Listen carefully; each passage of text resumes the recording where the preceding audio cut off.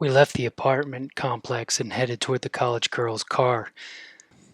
Before we got in the car, though, I slammed into one of the frenzied and they ripped me open.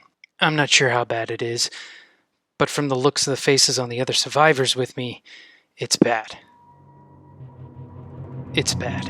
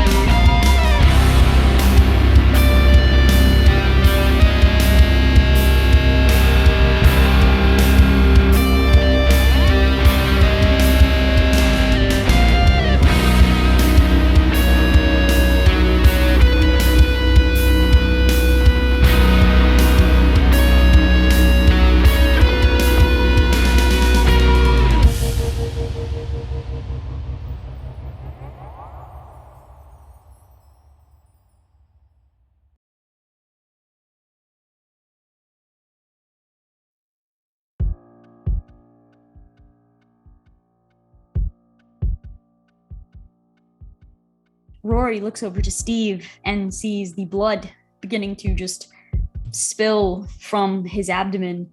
What is Rory's reaction?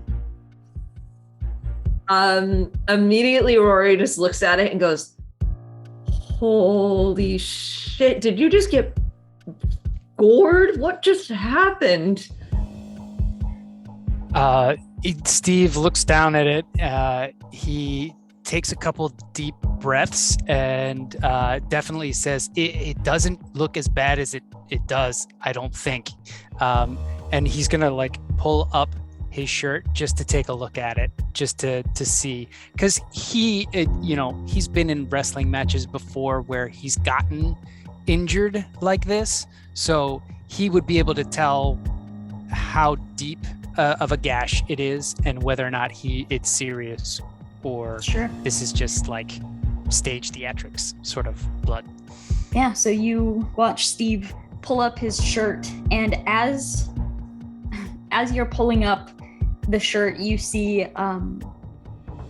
just kind of the movement of the fabric itself is kind of like pulling up parts of the skin that have been sliced loose. And as you're pulling up, looking down at this, you see the blood kind of pump out a little bit harder, and you immediately like put your shirt back down, and it's bad. It's pretty bad. The officer looks back and just in time to see this happen, and you see his eyes are wide, and he says, "Is there anything back there you can use to stop the bleeding?" And he's kind of looking to Rory now. There's like this bit of panic in his face as he turned to see that perfect view. Is there anything back here?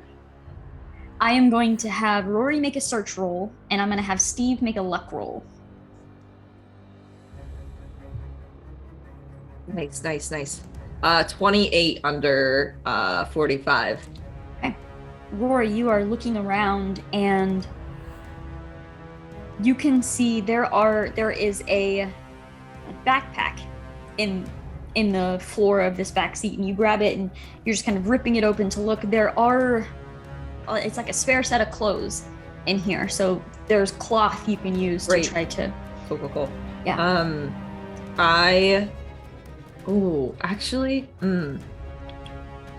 gonna look to the police officer and be like, do you have a knife on you?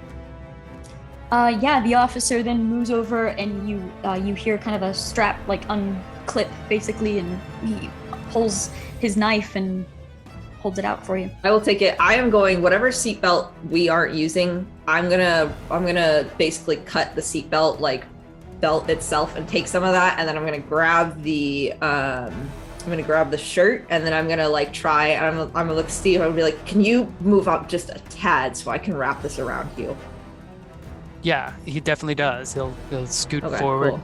And I'm basically gonna take the shirt, shove it into where that gash is, and then I'm gonna wrap the belt as tight as I can without hurting him, as tight as I can to get it to at least soak.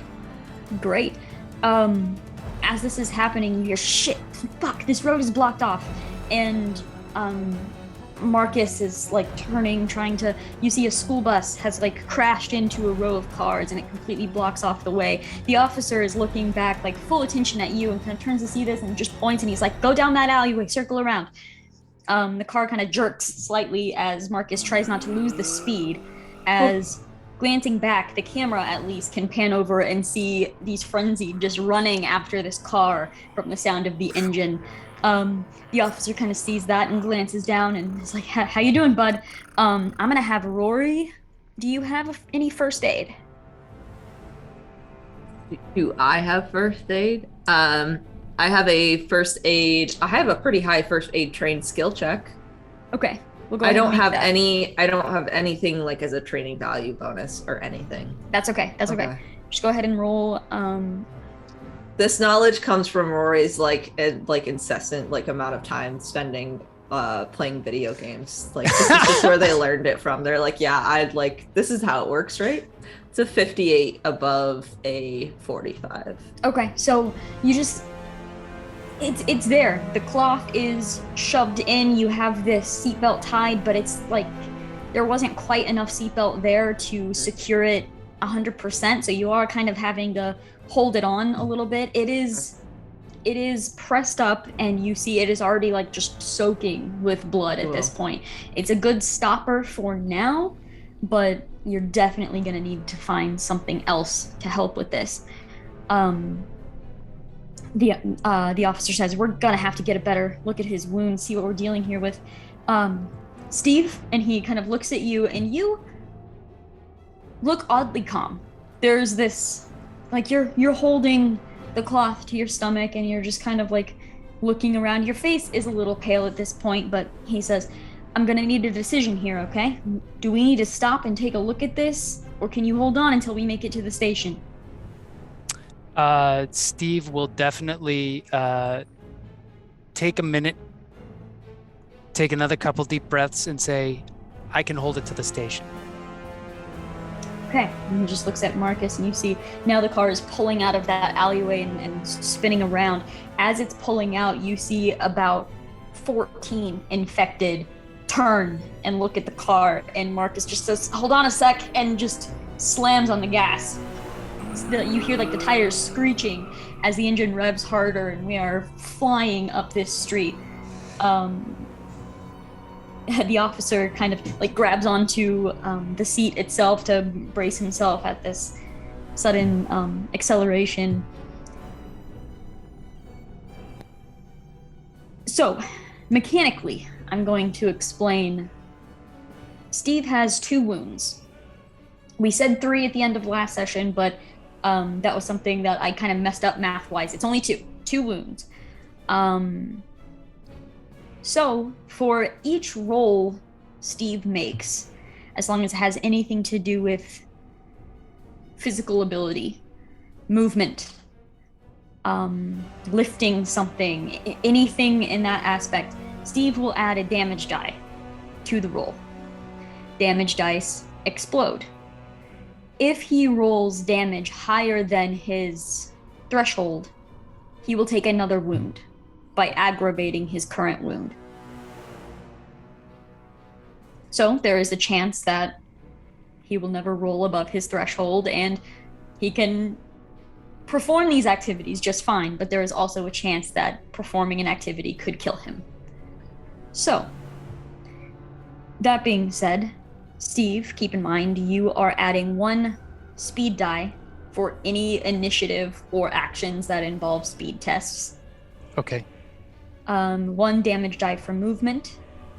And if you are doing something excessively strenuous, like say you have to, lift something heavy, that is 2 damage die. Okay. So,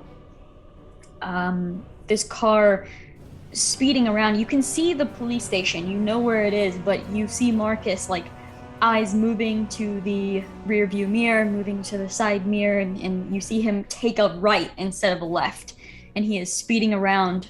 You see all of these frenzied just following behind, and he quickly spins, turns into another alley, and you see him actually stop the car and turn it off, and then he just holds his hand up to his mouth. And at this point, you can hear, you're all not breathing normally. Like, there's just this sense of, like, panic to you. Steve's breaths, they're a little shaky at the moment. They're calm, they're slow, but they just have a little bit of a, like, quake to them. And you're just sitting there, you can hear each other breathing, and you see many of these frenzied that had been following are passing by the alleyway. You see the last couple stragglers seem to stop and just kind of look around, and then they just kind of slump and stand there like they forgot what they were doing. And you're sitting in silence for a moment until the silence is kind of filled with the drip of Steve's blood into the puddle that is forming on the floor. And then Marcus starts the car again and slowly begins pulling out of this alleyway. You see a couple of frenzy that stop there kind of look up, but as the car is pulling away slowly, they don't seem to give chase. And this car pulls out of the alley and is making a slow crawl toward the police station. The officer says, "Damn good job, Marcus." And the car pulls up. You're unable to get any closer to the police station as the fence that surrounds it, the gate is shut, and there appears to be some sort of chain wrapped around this gate and padlocked. Up at the top, there's the razor wire fence, or, the razor wire at the top of the fence that goes all the way around. And so you are looking out at this scene. This is now officially the planning stage.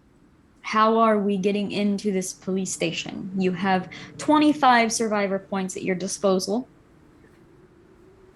What would you like to do with them? I only have 25. Okay. I'm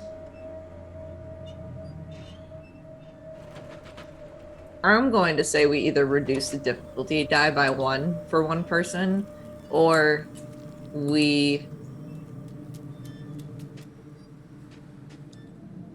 reduce the speed die by 1. Because I know you have that speed die on you right now. Yeah, either one would help. Because the difficulty die, if I have to do something strenuous, it's going to give me more wounds. Well, that's the damage die. That's damage. That's not difficulty. Right. Also, the difficulty die by 1 is for only one person. The speed die is not for just one person. Okay, so let's do speed die. Yeah, let's do speed die for us. We're probably going to need it. Okay. Yes. So we are...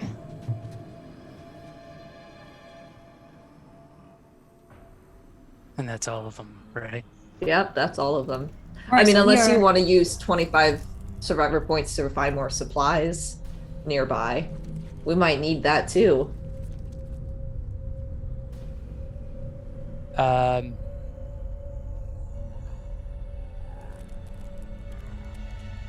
No. Okay. Let's the speed dice is better for everyone. Yeah, it is. Okay, so that means that whenever we are rolling speed die, Rory would only have 1, so that -1 makes that speed die, instead of a D6, it's a D3. Okay. So the highest Rory can get for speed is a 3. And then that just eliminates 1 of the speed die that Steve would be adding as well. Wonderful. Good. Okay, so what is the plan? the four of you are looking out. You can see you see the fence, you see the razor wire, you see the padlock and chain on the fence. So I'm assuming these gates, they're barred, right? So like we aren't going to be able to like just shove ourselves through like between the bars. Okay. Right. And there's no way in hell we're getting across the wire, the razor wire. I mean, we could use the bat to try and break the padlock.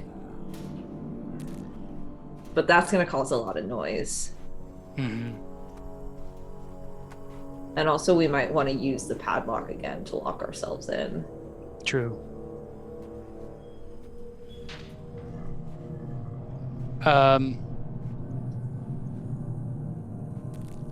Is there anything in the car to fashion a lockpick? I will have Steve make a search roll. You have a difficulty dice added onto this. Yes. Which one is that? The black. The black. Is there any sort of lighter in this car? Oh my gosh. No. 35 under 37 with the difficulty Oh. dice. Nice. Nice. I'll say you just ask that, and the officer kind of looks over, opens up like the little, center console, and pulls out a pack of cigarettes with a lighter, just grabs the lighter and tosses it back to you. Great. Okay. I'm gonna pocket that. Okay. I have an idea, but I will wait until we can see what Steve finds. All right, yeah. Steve, you're not able to like sit up and physically look around or anything, but you kind of look to that backpack and kind of nod toward it, and Rory can easy enough grab it and bring it up, and you kind of start looking through one of the smaller pockets, and you find a good container of bobby pins. I don't know how to use them, but we could use the bobby pins to pick the lock on the chain. We could try. I also have an idea with the lighter. I feel like this involves story time. Last summer, I found out that if you heat metal for a very long time, you can essentially just eventually break it. So we could also just break one of the chain, one of the links on the chain, and then we still have it to be able to use. It would just be shorter, but we could still use the padlock.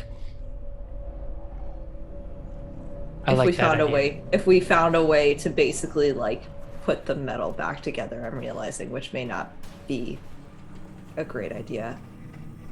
I just don't know how to lockpick anything. It's also going to take time, right? How much do we see infected around the place? Is there a lot of them around there that we have to distract as well, or Glancing around, like looking out these the car windows, which, Steve, your window is pretty fogged at this point, just because of how heavy your breath is becoming. But yeah, you looking around, there are none that seem to be like, their attention is drawn on you or anything, but there are plenty there. You see at least a dozen just around. A lot of them seem to just be standing there doing nothing. Some of them seem to be like, it's almost like they were trying to bust into a car or something, but now they're just standing around the car looking at it. But there are plenty around, yes.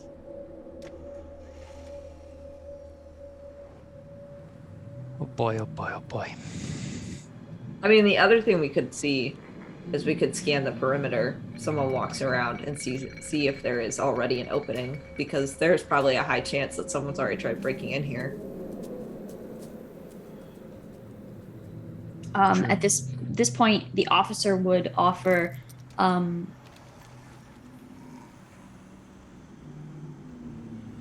we do have, there's another gate on the other side. I can walk around, see if the same thing has happened over there. I can just make a circle and I can come back. You guys good with waiting here? You're not gonna leave me? And he just looks over to Marcus, and Marcus is like, no, we need these guns. Yeah, and we also need a fourth person because it's better to have more people. Why would we leave you? Yeah. I mean, listen, I don't like hanging around a police officer. Like, it's making me on edge, but like, I guess, when in the apocalypse. We're not gonna leave you. He's kind of glancing around and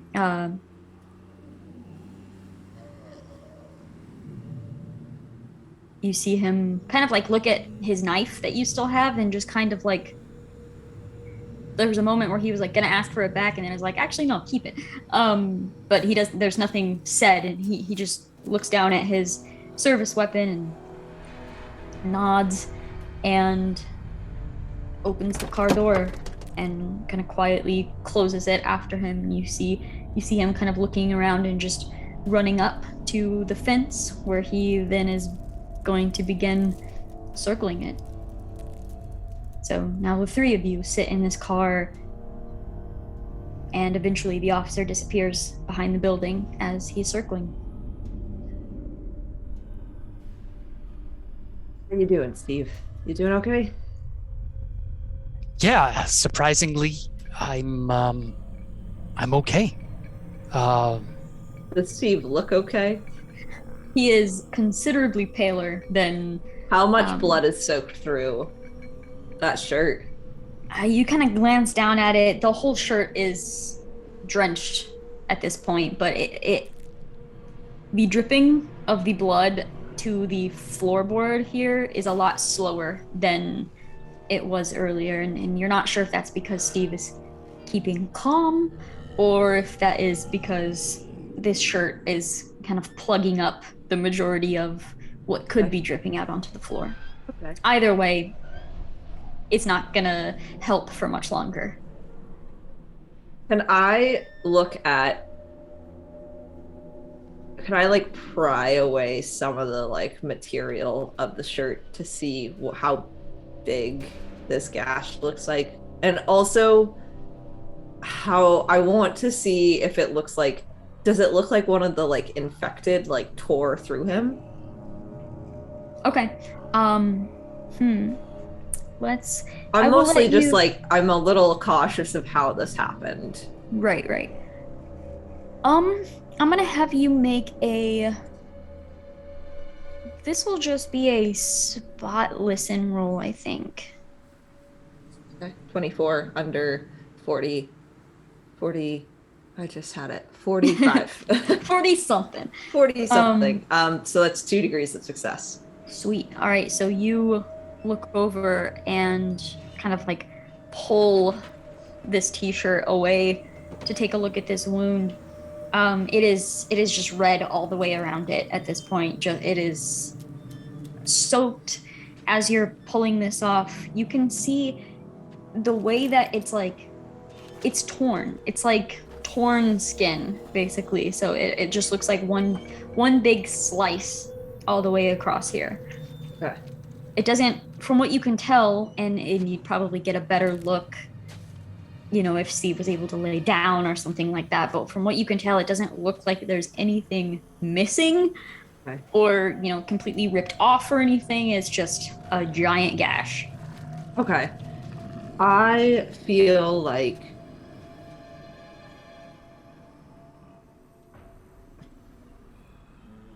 part of me wants to try cauterizing it, but I also feel like that is not like a good idea in this moment, or surrounded by what we are surrounded by.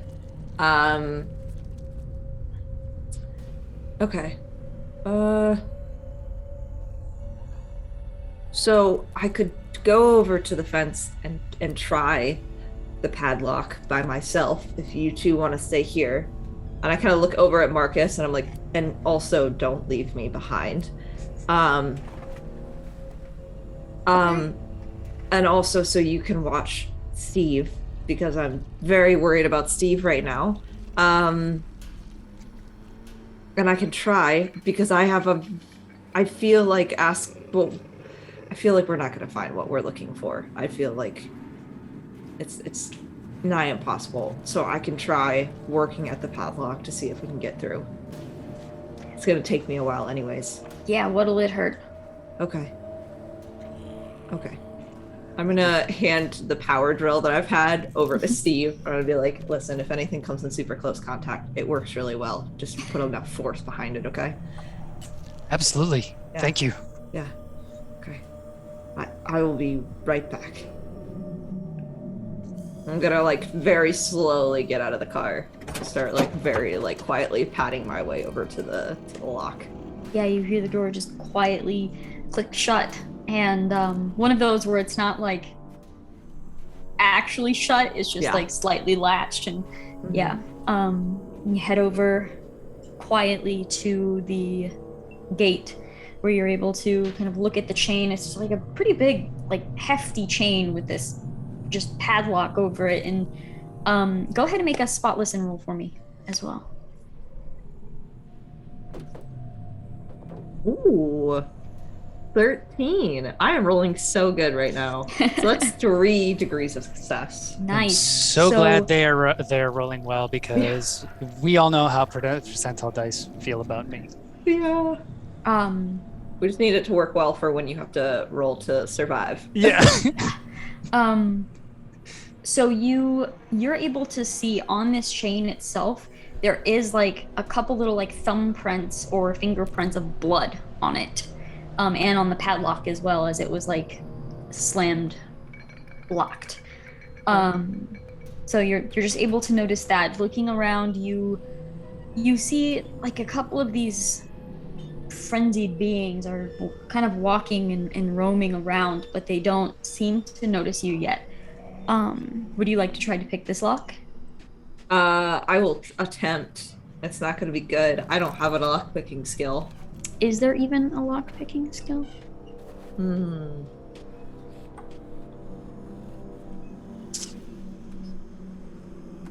I don't think there is. Yeah, go ahead and roll your balance. Okay. Not a bad score for me, actually, so let's hope. Okay. That is another 13, actually. Yeah, I am honestly shocked that it rolled that. But yeah, it's another 13. Okay, so go ahead and down at expert skill checks, on one of them, it doesn't matter where, just add in lock picking. Okay, you got it. And how many degrees of success was that? That was 3, because my balance is 45. Okay, so put that at 3%. Sweet. Nice. Cool. Sweet. Well, okay, so technically that is the percent you're adding to it, so you'll still roll your balance, but you have 3% more for lock picking specific. Oh, so it's like I a plus see. 3% sort of thing. Okay, on top of like that 45? Yeah. Okay, cool. Yeah, that is how we'll do that. Do you want me to re-roll then, or? Nope. That was just kind of the experience. Like the experience is kind of helping you out a little bit. Making a criminal of myself yet. Yes. It does take a little while, and it's not until the officer's coming around, sees you out of the corner of his eye and kind of jumps and looks over, realizes what's happening, and kind of like quietly walks over. You making any progress? And as he says that, you're like, click, and you're kind of surprised that it worked. Well, damn. Doesn't reflect on my myself as a person. This is my first time doing it, so this is my first time. This is my first time. I really didn't know that was gonna work. I'm really shocked, actually. All those years of playing Skyrim really paid off. Okay, so this padlock is lifted out of the chains. You're able to kind of move them, and you're able to, if you would like to, open up this gate.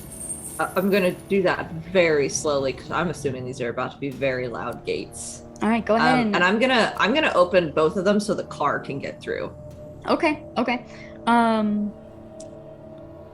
The officer will help you out here. Go ahead and we'll make a stealth roll.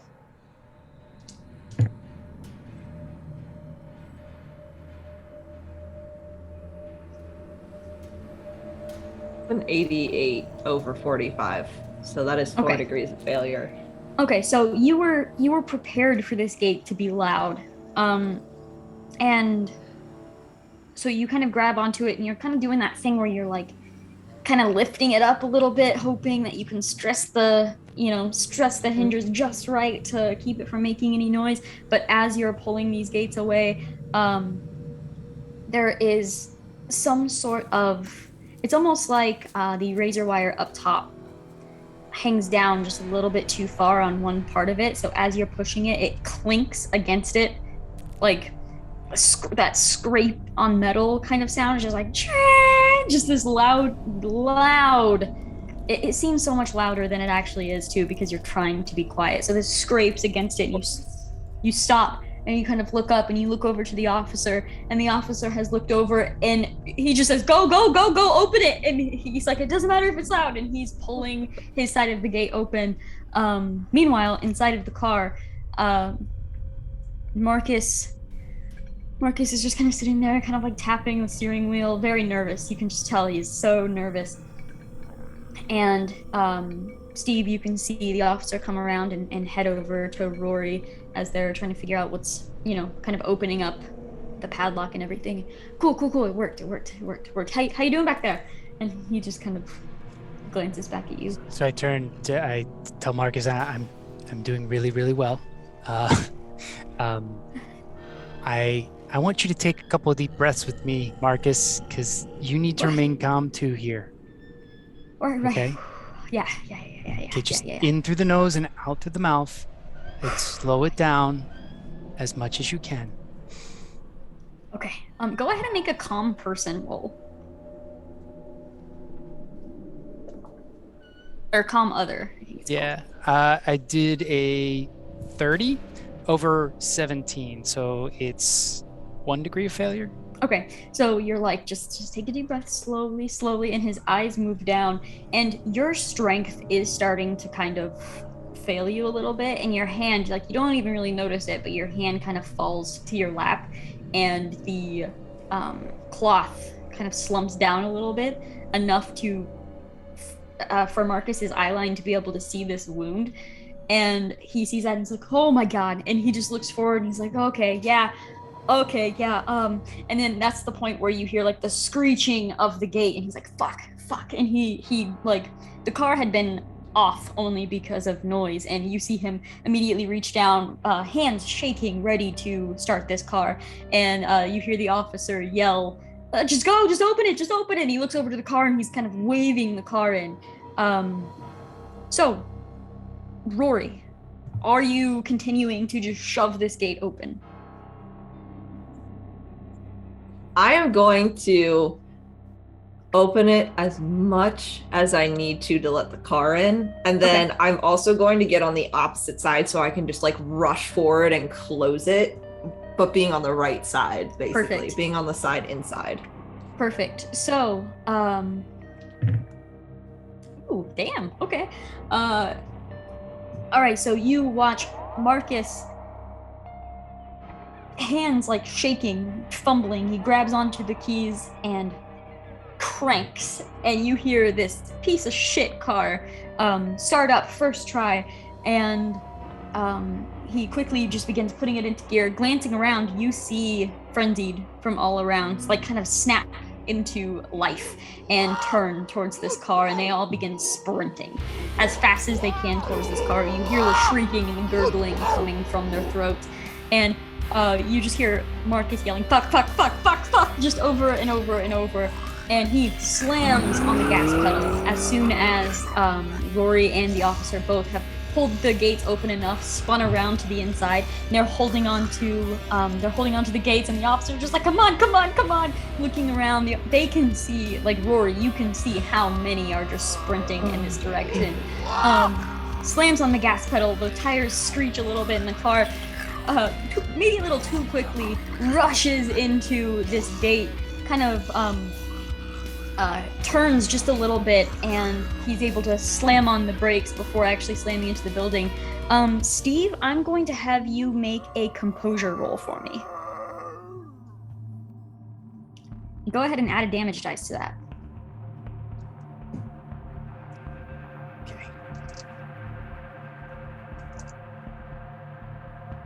77, and the damage dice explodes, right? Mm-hmm. So damage of 10. Okay, so that is going to add that third wound on there. As he slams on the brakes, you are unable to hold yourself up, and you actually like fling over to the other side of the of this back seat here. You kind of just slam your head kind of slams into the other like window and everything, and the cloth completely flops off and just splats onto the floor. You can feel your wounds just open up a little bit more, and you quickly move your hands to your gut just to try to hold it together. You're calm, but you're starting to panic a little bit as that wound opens up, and you can really feel how serious that is. You're like, okay, no, this is not good. This is not good.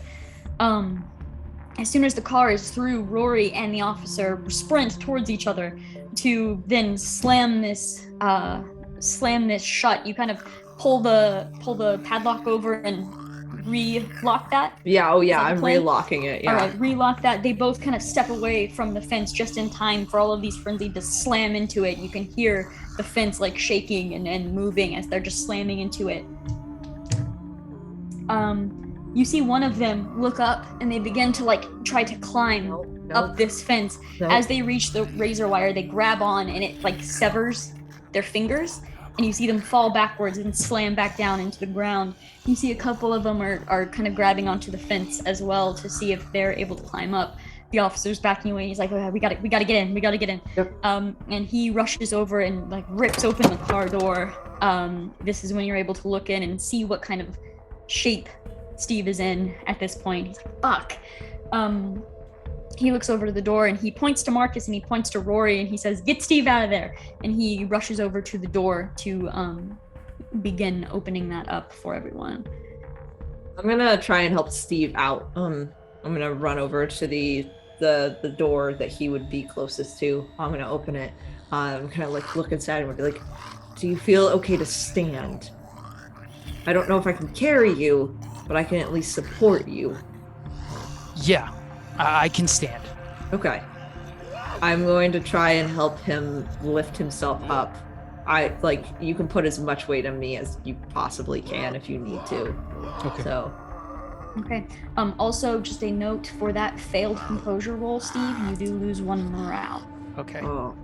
Aren't you down to like 3 now? I'm down to 1. Oh. Because I lost my composure roll the previous session, so. Yeah, you're pulled out of this car. Standing, the muscles that are torn stretch in the worst way, and you're just sitting there basically like hugging your abdomen at this point, like trying to just hold yourself together the best that you can. And you are looking around. Marcus does rush over to your other side and is trying to help in any way that he can, but you just, under his breath, he's just muttering like, oh fuck, oh fuck, oh fuck. And the officer has reached the door. You see him basically pull some sort of like ID badge or card or something from his pocket, and he holds it up, kind of like scans it at the door, and then it opens, and he looks back and he says, we must be under some sort of emergency lockdown or something. Just stay close to me. And he points to the card and puts the card back in his pocket, holds open the door for you to go in. At this point too, you hear I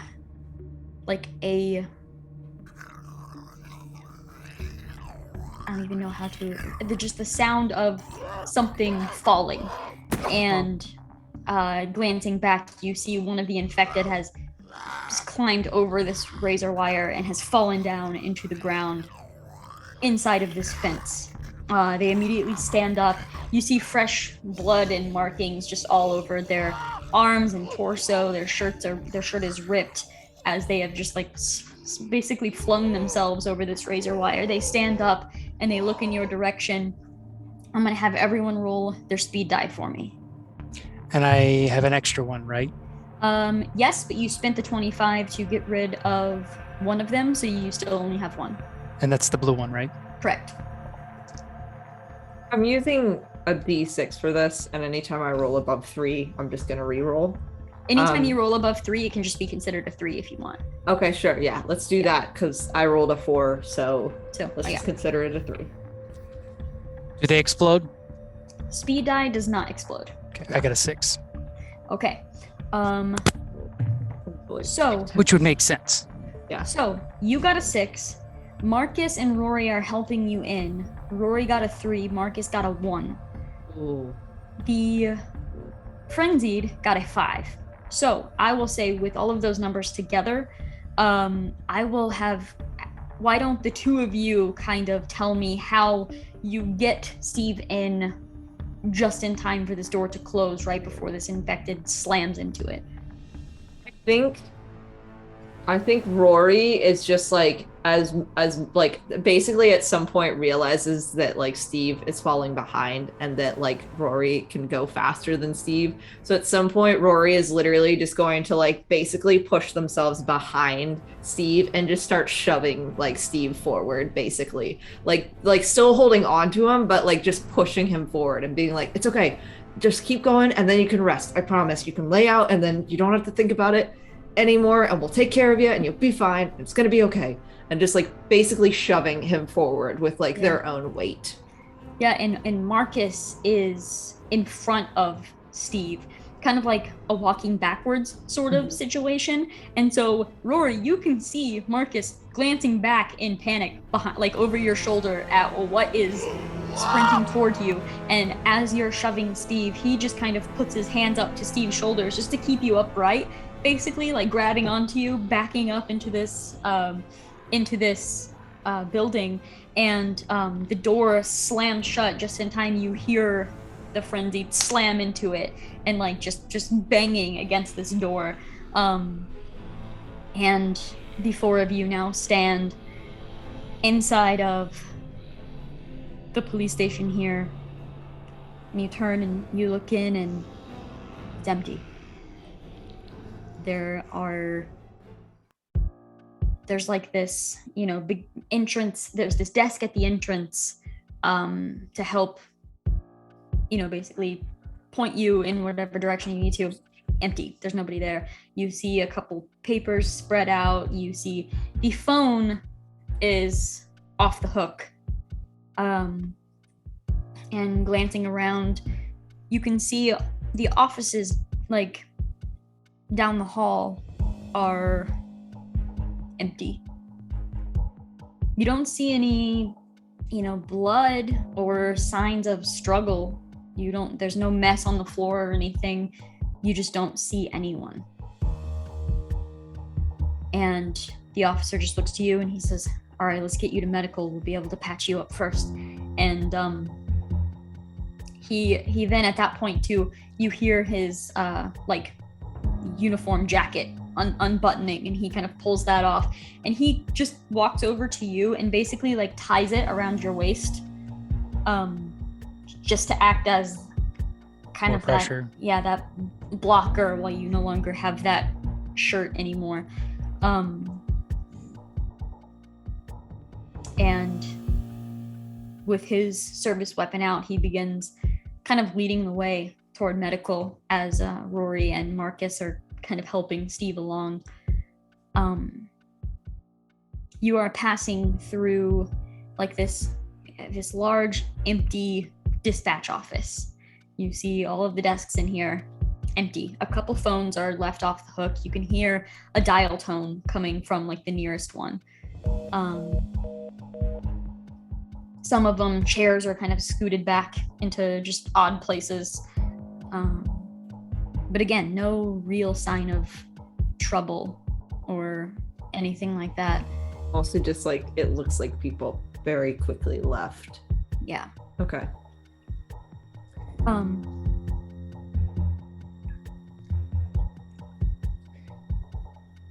Does the officer, I think Steve wants to know if the officer knows what the protocol would be if the station came under attack.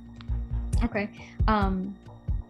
So you kind of ask that, and you kind of hear him chuckle a little bit, and He's like, well, they seem to have gone into lockdown.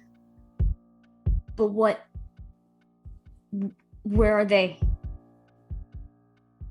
This doesn't make sense. They went into lockdown and went where? It'd be different if we saw blood or any of those fucking things. And he kind of points back towards the door where you came from. But there's nothing in here. There's nobody. I don't know. And you just see him kind of refocusing on, the path to get you towards medical here.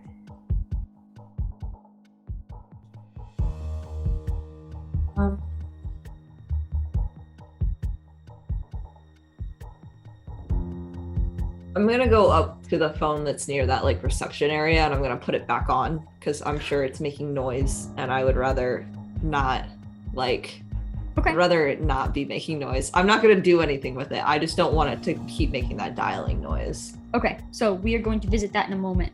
First, Steve and Marcus, you're in the doorway that seems to lead into this little, almost clinic looking area inside of this police station. You walk in and you see the officer's shoulders slump and the gun fall a little bit as every cabinet is open and empty. There are no supplies in here. Steve, what is your reaction to that? I just start chuckling. I think he laughs a little bit. Yeah. I mean, if I were scared out of my mind, I would take the bandages too, right? It's just sort of figures. That's all. Yeah.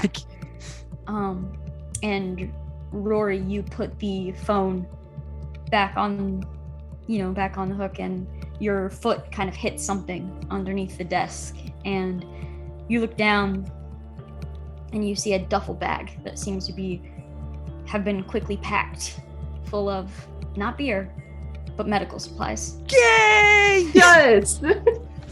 Oh my goodness. Thank you, Twitter. Thank you, Twitter. Thank you, Twitter. Thank you for not making us find a bunch of beer. Although I guess it would have been useful. It's alcohol. It could absolutely Oh, he would start laughing and then it's give me a cold one. Give me one of those. Give me a cold one.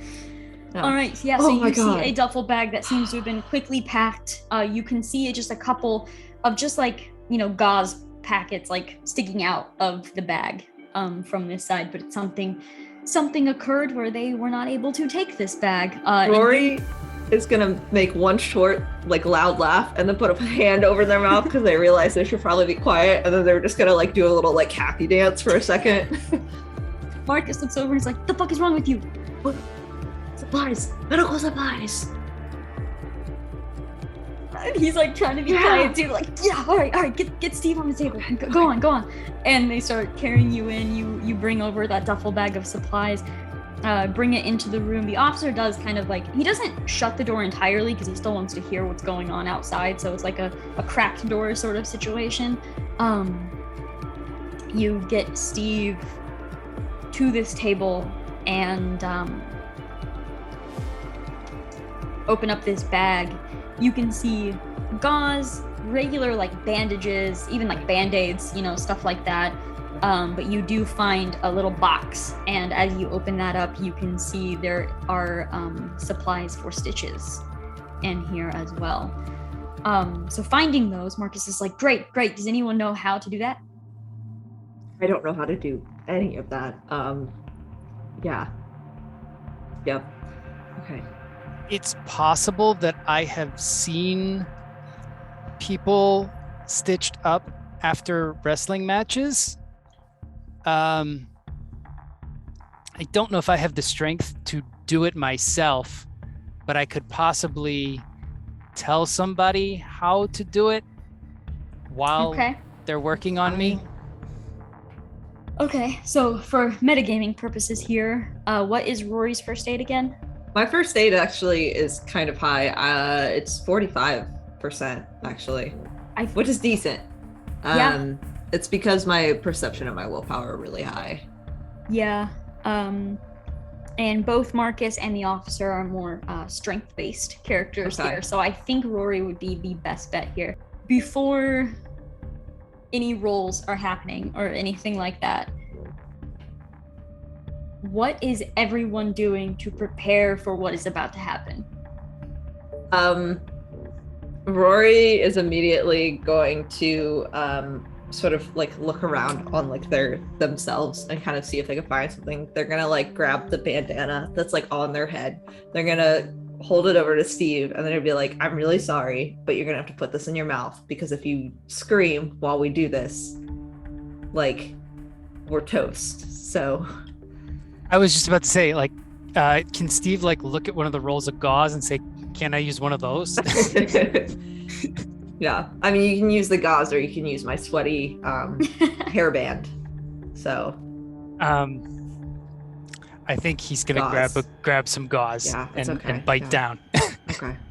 But I think he's just gonna take he's gonna take a few minutes to close his eyes and just take multiple deep breaths, breathe in and out, and prepare himself for what is about to happen, because he knows this is not the best circumstances, but this is how it has to roll.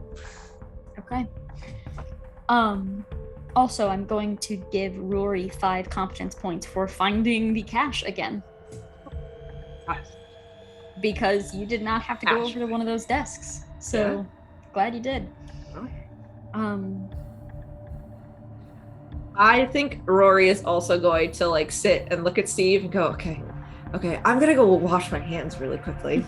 And they're gonna like go over to one of the bathroom areas and then like very like quietly just like stare in that like the mirror and just like kind of like quietly scream to themselves because they're like, I don't want to do this at all. Like they're like, I like can't. They'll wash their hands because that's probably a thing we should do. And they're still running water. I hope. Yes. Okay. Water plants all down. And they're gonna come outside, take a deep breath. They're gonna go up to Steve and be like, whenever you're ready to walk me through it, and then put the gauze in your mouth and I'll just do it. And I'll try to remember best I can. Yeah, and Marcus is basically standing by the bag and is like, whatever, if you need something, I can hand it to you, I can help somehow. And the officer is going to stay basically right outside the door to keep watch just in case. So Steve is gonna explain to Rory how he has seen it done backstage, and he is going to explain to them that this is not like 100%, like usually this is something to get them to where they can have proper medical attention. It's sort of like a stopgap fix that he has seen. So he's going to explain that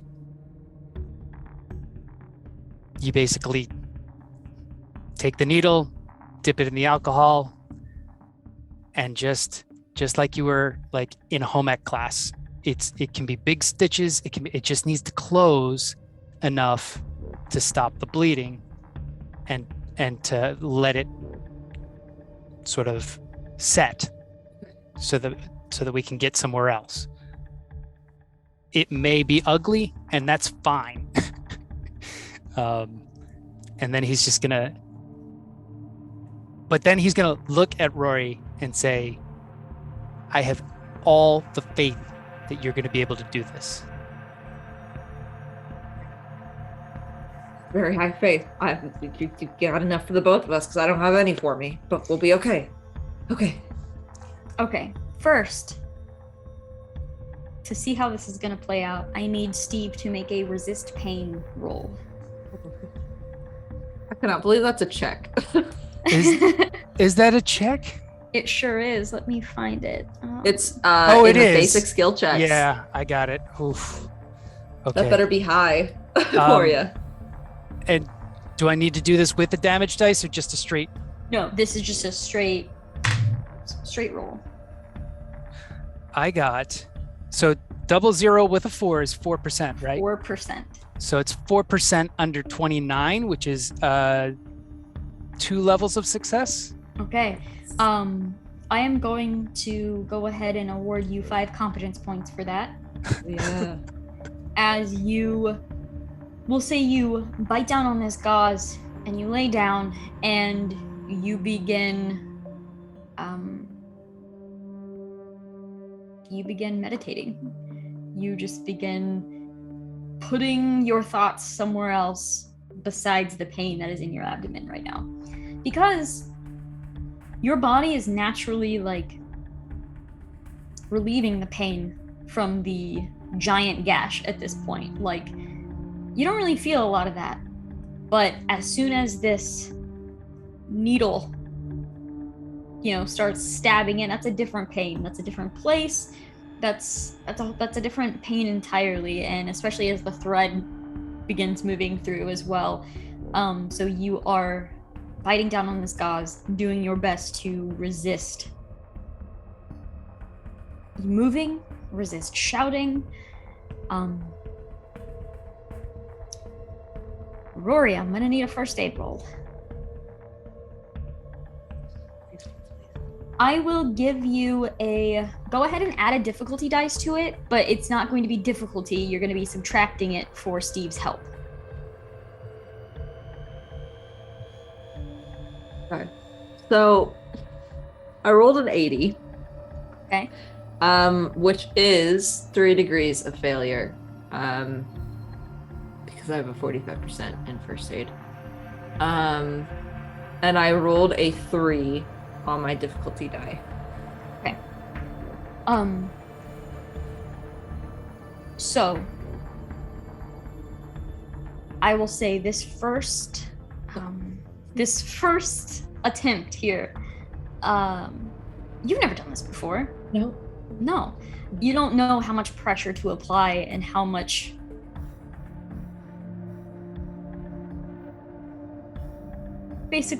pressure to apply. So as you kind of go for this first one, you end up just stabbing this needle straight in. And there's a moment where you're like, oh, Steve is definitely going to react. And you just kind of look up and Steve is just staring up at the ceiling right now. And you do see that like the stab shocked you enough to where when you kind of like jerked your hand away a little bit, you do see this wound just kind of it's ripped open. It is bleeding. You can hear it start to just drip onto the floor. You do not have much time. And Marcus comes over and he's like, oh fuck, okay, let me help. And he grabs on to like both sides of the wound, pushes it together, and is just holding it. Go ahead and make another first aid roll. This one will be at advantage, so you'll roll twice and take the better one. As he looks disgusted at this, but he is like holding the wound together. He's kind of looking up at Steve's face, and Steve is fine. And he's just like, you're gonna have to teach me whatever this is, and just kind of like motions to your face. So I rolled a 95 and a 50. So they're both failures, but the 50 is just a straight fail. Okay. There's no extra fails on it. Oh, why are my dice failing me right now? Because you had such good rolls earlier. I know. Okay, all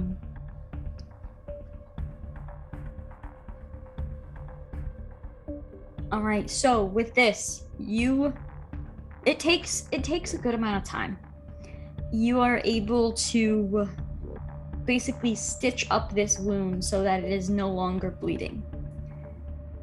Unfortunately, Steve will not heal any amount for this from the failure, but the wound is stitched up. It's not pretty. It's very uneven in multiple places, but it is stitched up enough to where with Marcus and Rory kind of both working together, you're able to, after it's stitched, clean up whatever extra blood is around, and bandage this the best that you can.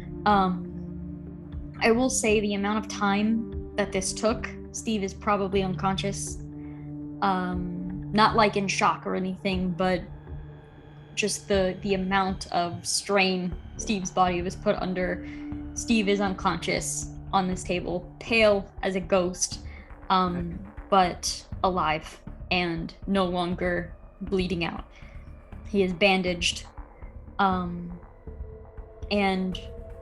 the officer kind of peeks in a little bit and, sees Rory and Marcus with just blood-soaked arms at this point. And he just looks in and he says, "Is he all right?"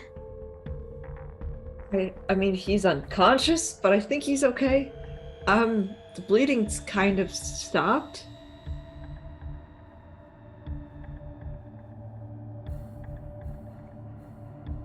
Okay. It's not gonna hold forever, but it's gonna help for now. Can he move? I mean, not right now. He's asleep, No. But he probably can later, just very slowly.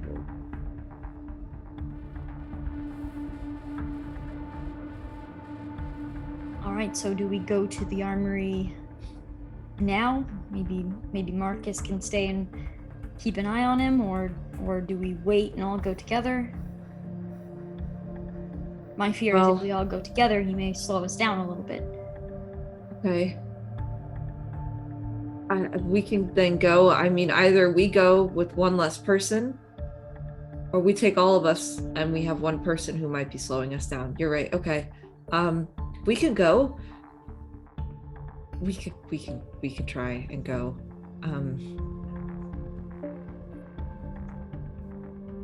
Yeah. You and I can go, and Marcus can stay here. And the officer looks at Marcus, and Marcus is like, "Yeah," and just kind of is like, "Yeah, yep."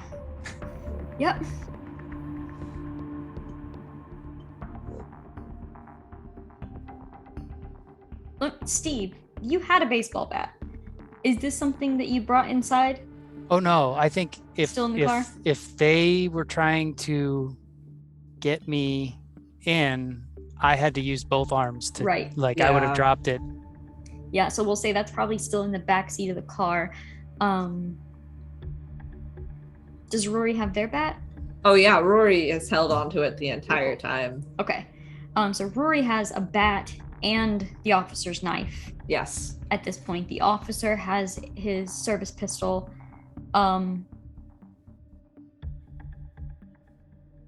Marcus kind of looks to Rory and is like, "Can I get one of those?"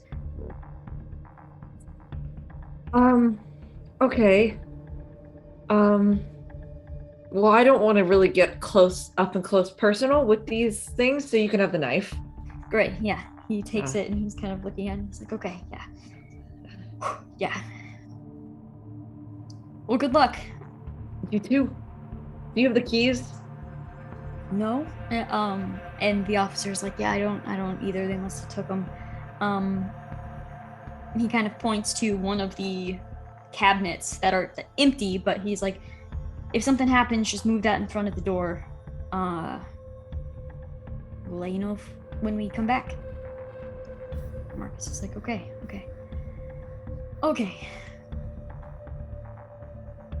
And just kind of salutes a little bit, and the officer and Rory head out of this room. Marcus actually does close the door at this point, and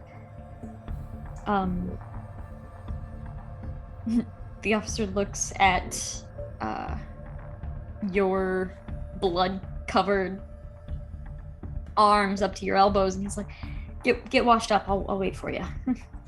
Yeah, if this stays on any longer, I might actually throw up. So, yeah, I'm gonna go take care of myself and wash my hands very thoroughly. At some point, I just start scrubbing underneath the best I can underneath my fingernails to get that shit out. No, thank you.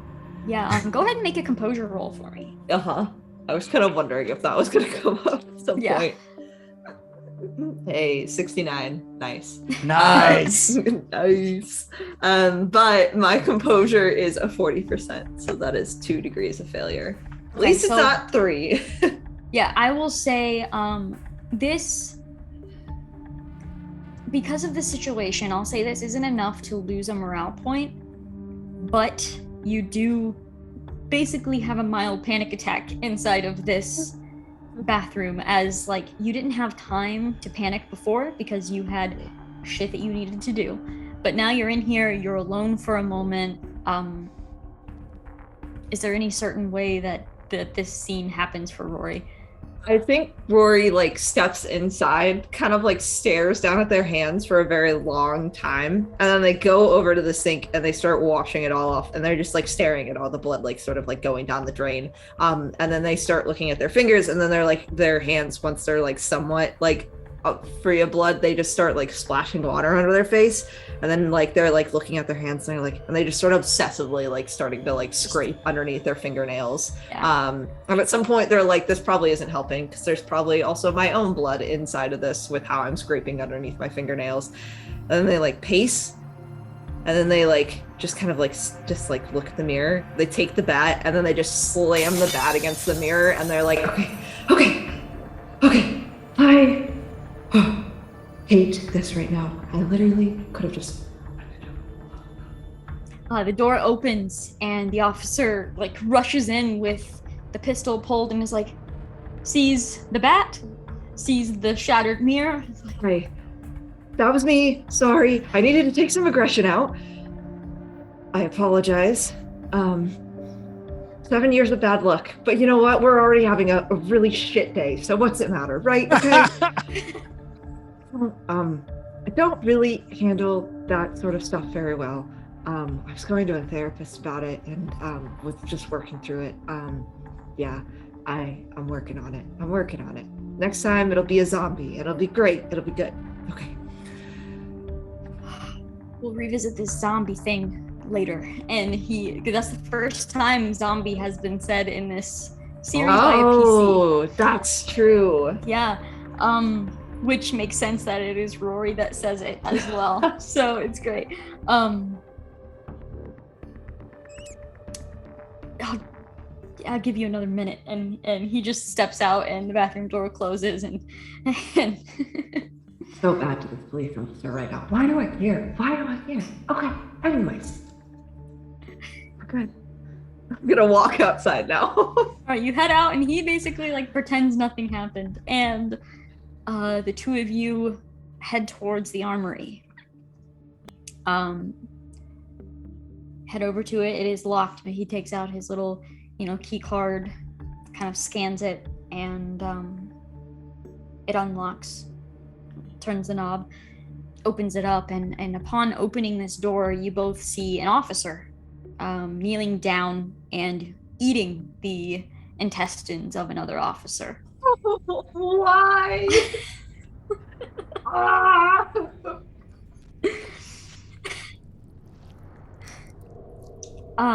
In this just split moment of both of you seeing this, you just see blood smeared and pooled across the floor. And first, I'm gonna need you and the officer both to make a composure roll once again. Okay, that's good. That's actually a 2. Ooh, nice. Yeah, double awesome. 0 and a 2. You're like, I got my freak out of the way. I'm good. Yeah, I'm good. Who cares? Got nothing else to process right now. Me having to deal with the blood, like all over my hands, fine. Someone else eating the intestines, who the fuck cares? No, not my problem. Not my problem. That's that guy's problem.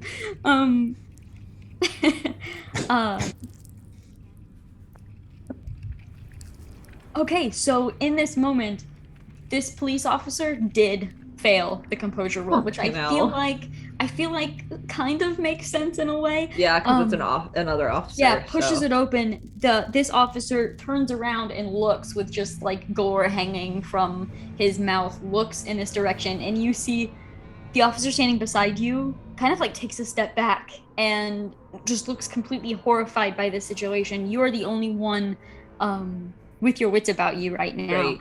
Right. So how would you react in that moment? It's staring at us. It has turned and looked at you. It has noticed you have opened up this door. Cool.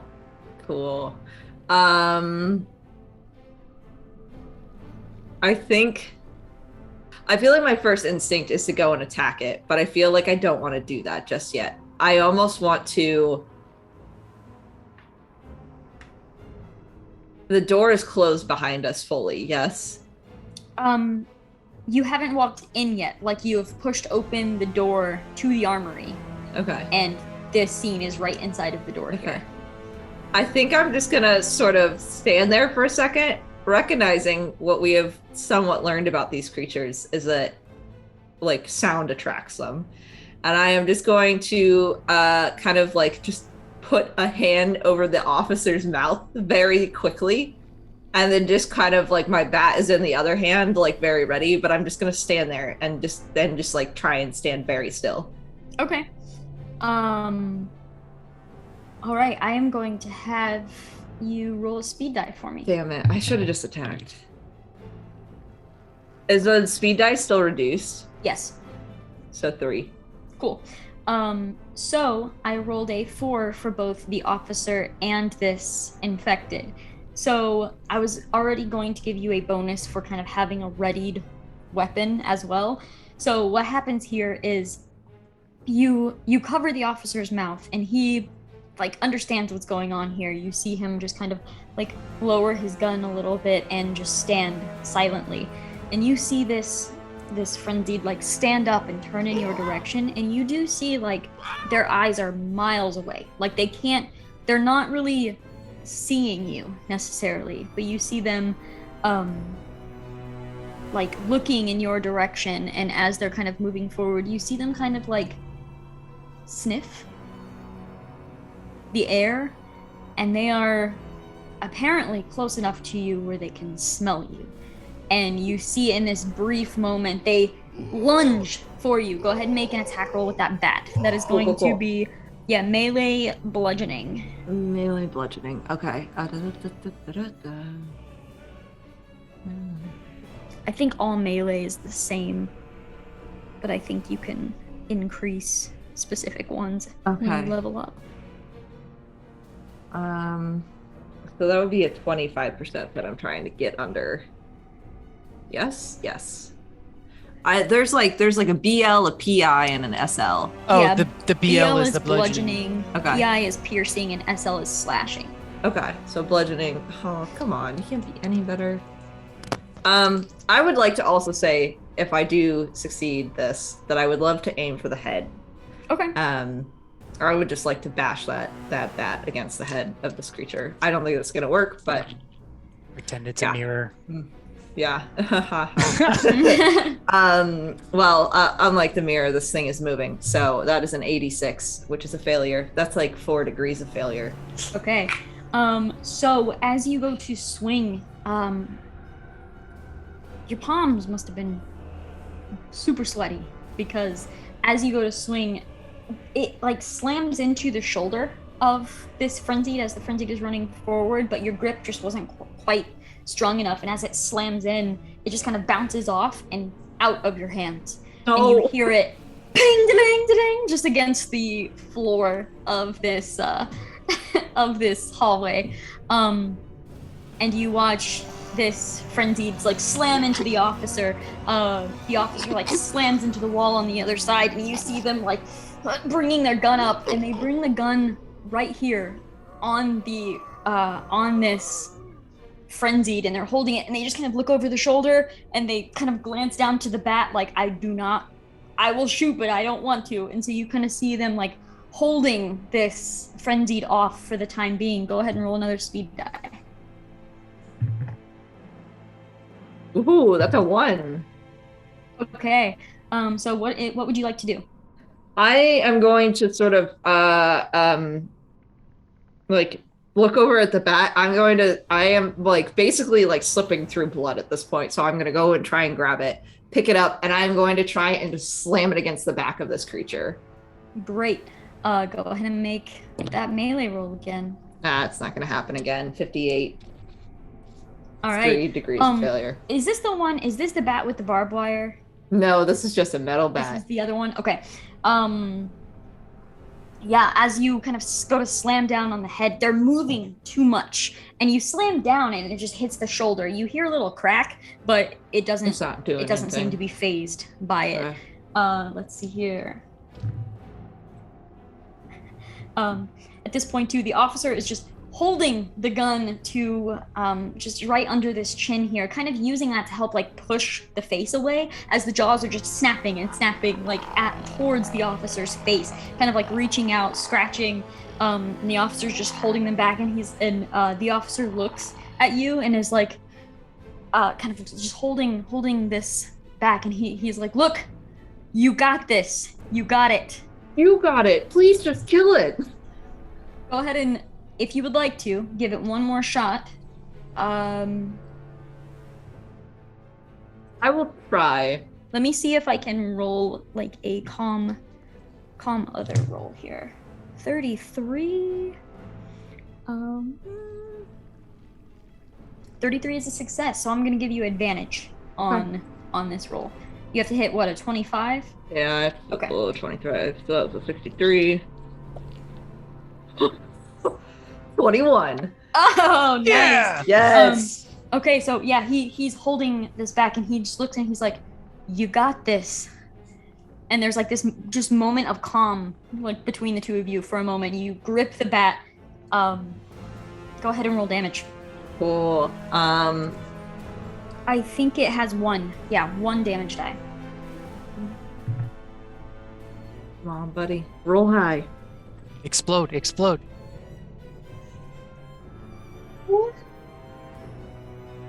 One. One. So the bat like makes this like pinging sound as it slams against the skull of this frenzied.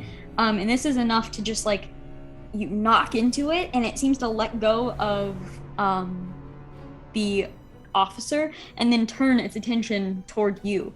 And as it is turning around, roll another speed die. 3. Nice. Okay, so as it is turning around towards you, you watch. Now that it is no longer holding on to this officer, you watch the officer pull out one of his what are they called? Batons. One of the batons. Pull this out and then just like slam right into the side of. Ooh. Okay, slams right into the side of this frenzied's head. They kind of like stumble over a little bit, and as they're stumbling, they trip and kind of fall down to one knee. So now, like, you and the officer are standing on either side of this frenzied, as their attention is like still on you, kind of. What would you like to do? I'm gonna look at the officer. I'm gonna kind of like be like, okay, and I'm just gonna go and I'm just gonna like, with all the force that I can, just slam this bat down against the head of this creature. Like, I am just trying to like basically like bust its brains out at this point. Sure. I'm gonna give you advantage on this one as well. Alright, that is a 90. Because it is technically not prone, but it is. 24. Yeah. Yeah. 24 out of 25? Yeah. Nice. Okay, roll damage for that one. Alrighty. Come on, get higher. 2. God bless him. You rolled a 1, I rolled a 1, and then he rolled a 2. 2. That's been our damage rolls. Yeah, so you kind of slam, like, full T-ball style, slam into this thing's head, pings against it, and you see this frenzy, like, slam over, hit the wall, and fall down, and is now prone. And for a moment it's still, but then you see it, like, shift and move to sit up.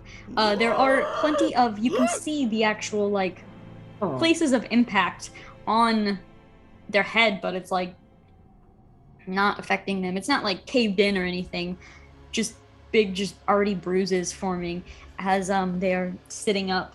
Let's see here. They are the officer is slightly closer, so you see them look over, and for their turn they are going to like lunge at the officer's leg here. With a 23%, they're gonna do it. They grab onto the officer's leg and bite down. Just a crunch into the officer's leg. The officer like almost screams, but then clenches his jaw and oh shit, that was loud. And immediately points the gun toward the top of this thing's head. One more speed die. For me too? Yep. The 2? A 2. You're up first. Cool. He's going to go shoot it, basically. He has his gun aimed down at it, yeah. I am remembering the fact that he had said before we had left that he basically only has like 1 or 2 like shots left. So seeing that, I'm going to be like, no, and I'm going to run over and I'm going to slam the bat up against this creature's head again, best I can. Like, I really don't know where else to hit. 49. Oh, was that with advantage? No. It is still knocked down onto and grappled in a sense, but yeah. I got a 27 on that one, so that one's not gonna also hit either. Barely, yeah, just barely. Yeah. So you're trying to slam into this thing, but you're afraid because like it's thrashing around, and you can see the officer kind of like trying to push and kick it off of him. So you don't want to hit the officer's knee, so you're kind of sitting there like trying to aim at it. It is now the officer's turn, and you hear fill the hallway as he does fire. It echoes out. You hear blood and brains spatter down onto the floor, and then the frenzied slumps over, and he's just like, God, fuck, and you see him kind of like crouch down and look at the blood that is like pumping from his leg with each heartbeat. God damn. And he starts taking off his belt to kind of tie that around his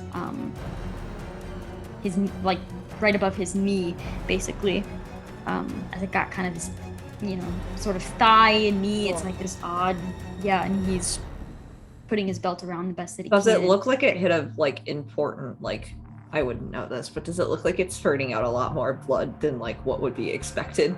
Not that you can tell. Okay. Yeah. And you see him kind of glance over towards the armory where you see the, dead guy sprawled open on the floor. And he kind of like checks. He's like, yeah, 1 left. And he begins limping over towards the armory. Meanwhile,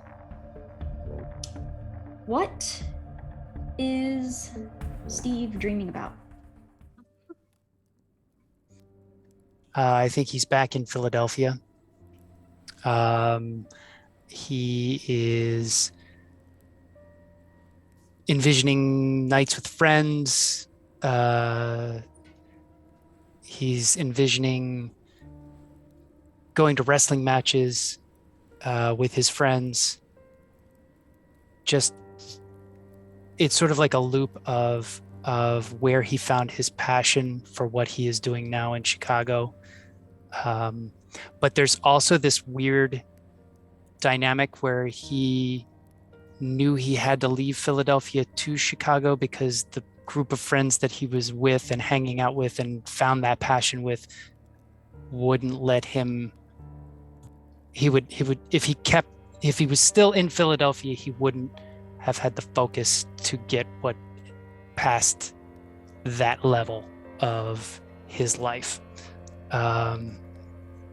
So he's sort of playing that over in his mind, this whole decision to come out here to Chicago to start sort of over and new, and getting the job at the bar just so that he could pay his rent and also continue working on this passion that he has for the squared circle. And he's just, it's just sort of like a movie in his mind. And then it goes all the way up until that day at the convenience store. Yeah, and there's this, like, it's playing all the way up to the first gunshot heard at the convenience store. When the officer starts firing, that gunshot jerks you awake, and you kind of go to sit up for a moment, but you can't. Your abdomen muscles are too sore, too strained right now. You open your eyes and you are in, it looks like some sort of clinic, and then you're remembering how you got in here, and you kind of glance over and you see Marcus like opening up the door to glance out, and he's just going, fuck. Kind of hears you shift a little bit and looks over, and he's like, hey, how you doing? And he's just kind of glancing out. I'm a bit sore and it's been a terrible Monday. Is it Monday? I just heard a gunshot. And he's like, I don't know. It was only one, but I can't remember how many he had left. Ooh, would I know? Probably not. Okay. Well, it's been a day. Yeah, it's been a day. I would tell Marcus, well, let's hope that it was the officer's gunshot, not another one.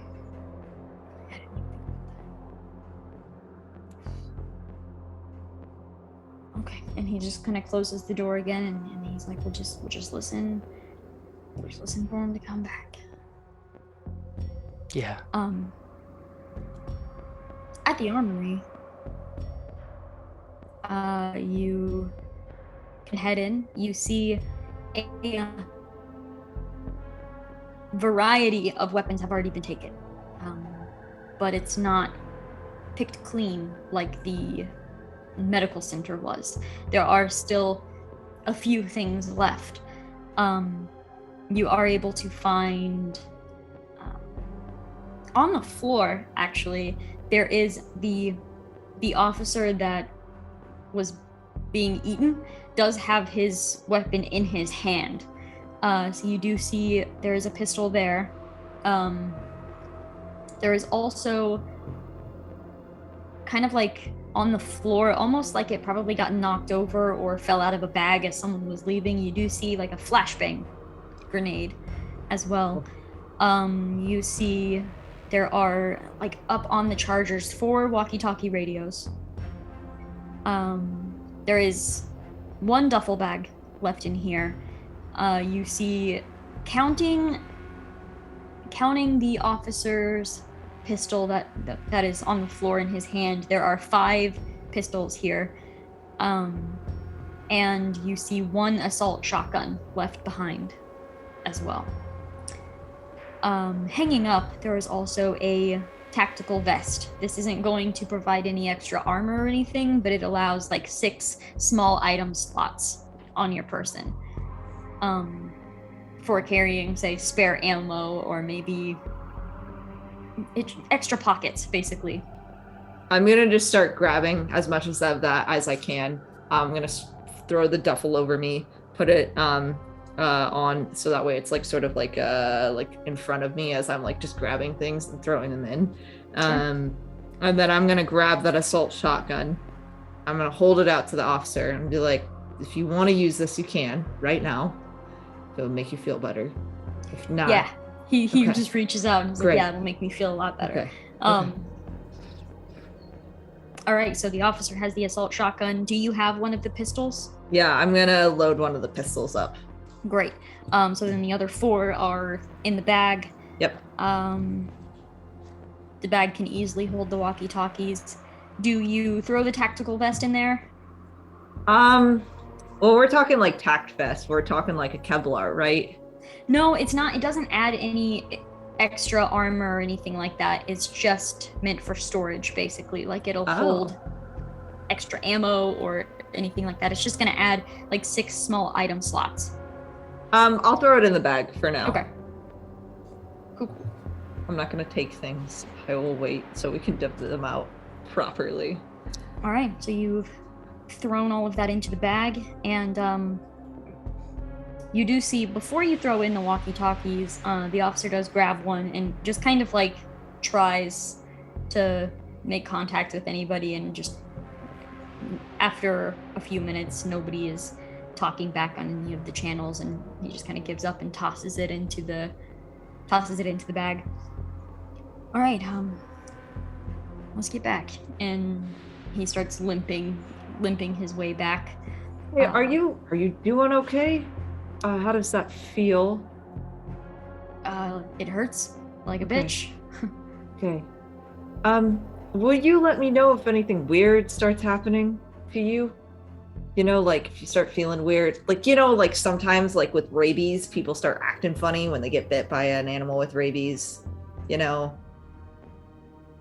This would be one hell of a case of rabies. Right. It was mostly a comparison. You know, I don't know what these things have. I don't know if it can be transferred that way, but maybe that's just something to think about. He kind of like nods and he's like, yeah, maybe I should put some alcohol on that. And starts limping back toward medical. You walk. The two officers, the one dead, and the one that was undeadified, are they the only two bodies we've seen this entire time? Yes. Okay. All right. Okay, yeah, you head back and you eventually get back to medical where, the officer kind of knocks on the door, announces that you're back, and Marcus opens it up, and the four of you are reunited. And Marcus is like, what'd you get? A load of things. I'm going to hand a service pistol to Marcus. I'm going to hand a pistol over to Steve. I'm going to look at him and be like, you okay, dude? Sore. Okay. Do you want help getting up? Probably will need help getting up. Okay. I am going to... I'm going to keep the flashbang grenade for myself. That is the one thing that I will actually take and keep for myself. But I will hand Marcus a walkie. And I'll hand Steve a walkie for now. And we'll just divvy this out a little bit differently when we get back to the apartments. But for now, I think all of us should have something on hand, just in case. Let's just stay on line 2, okay? We'll just each all stay on line 2. And to kind of switch it to 2.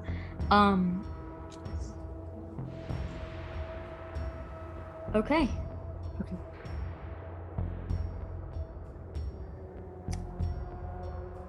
How do you exit the building?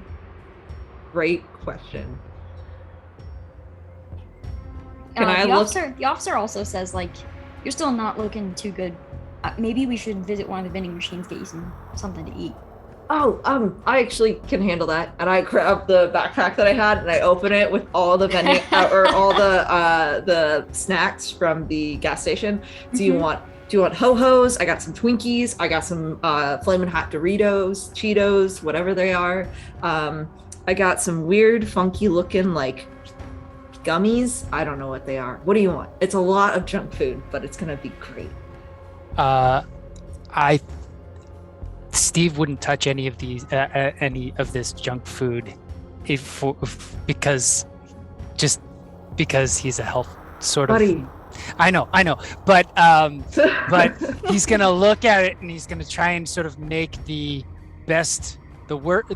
best worst decision he can make. Like, okay, I will say there's probably like trail mix, but it's got like a bunch of M&Ms in it. Like, it's the like chocolate chunk. He'll look at all of the chips and stuff, and he'll like, I'll take the trail mix. And and there are like M&Ms or chocolate chips or something in there, and like the only reason you're able to justify this is because like when you give blood, they give you like a cookie. Yeah. So you're like, okay, like.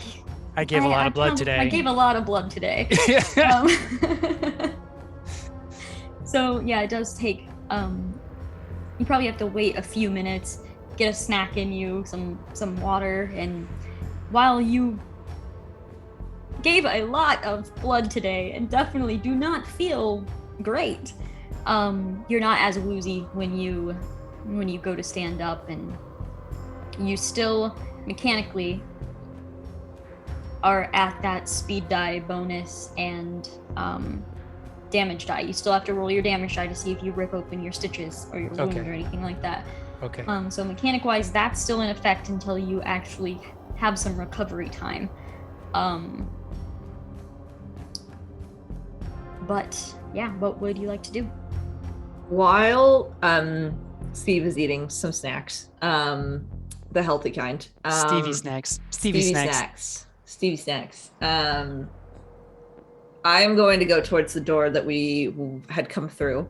Is there still an undead, like, kind of boom, boom, boom, boom, booming against it?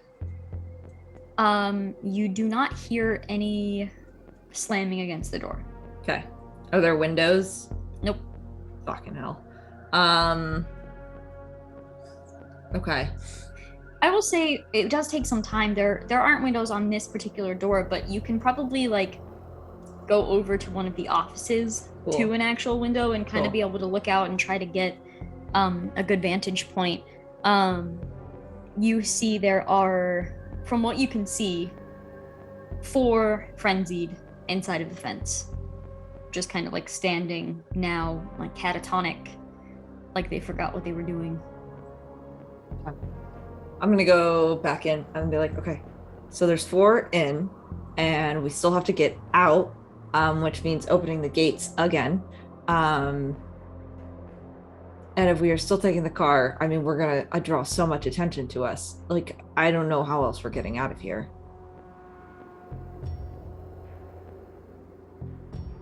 Open to suggestions. Does the police have like some sort of vehicle that I know what I was wondering. like a armored vehicle? And the officer says we could try the garage. Where's the garage? Sub-level. Okay. We could try. I would be down to try and look. Do we all want to go down there, or do we want to split up again? We have these. I'm going to hold up the walkie-talkie.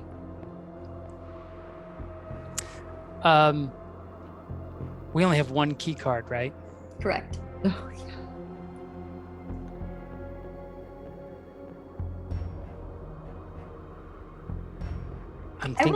I will say, make a. Well, you don't even have to make that, because even talking about it, if you wanted to, you could go back to the officers in the hallway and grab their key cards. Or could we find a key card in one of the desks? Possibly. I'll say between everything, you would be able to find probably a key card for each of you if you really wanted to. You're already taking some time in here. Steve had to eat and feel better regardless, so taking some time, yeah, he'd be able to find key cards, no problem. Splitting the party. I think Steve would want to get out as soon as possible now that we've got the guns. Are we still heading over to Marcus's gun shop? Marcus would like to. We got a few pistols and an assault shotgun, but that could be better. I know, we could do better. Okay. All right, let's all go down to sub-level together. Steve, stay in the middle of the pack and try not to attack anything. If it starts coming at you, we'll deal with it. Gotcha. Okay. It'll be hard for him to not attack it, but yeah, I know. Okay, so we are all heading to the elevator, or are we taking stairs? Oh. Stairs would be very hard on Steve. But stairs would be quieter. Correct. Do we want to take the risk with the elevator? No, I think Steve's gonna go down the steps quietly. Okay. Yeah, as much as he can. Okay. Yeah, steps would be great. So we are taking the stairs down. Yeah. Steve, go ahead and roll that damage die. I'm so sorry, buddy. 2. All right, so you're moving slowly. You're all already kind of moving slowly just to make sure you stay quiet. But you are definitely slowing everybody down as we're heading down, just to keep from ripping those stitches. It is uncomfortable. You looking down, you can see that like where the incision or where the slice is starting to kind of bleed through the bandage a little bit, but it's definitely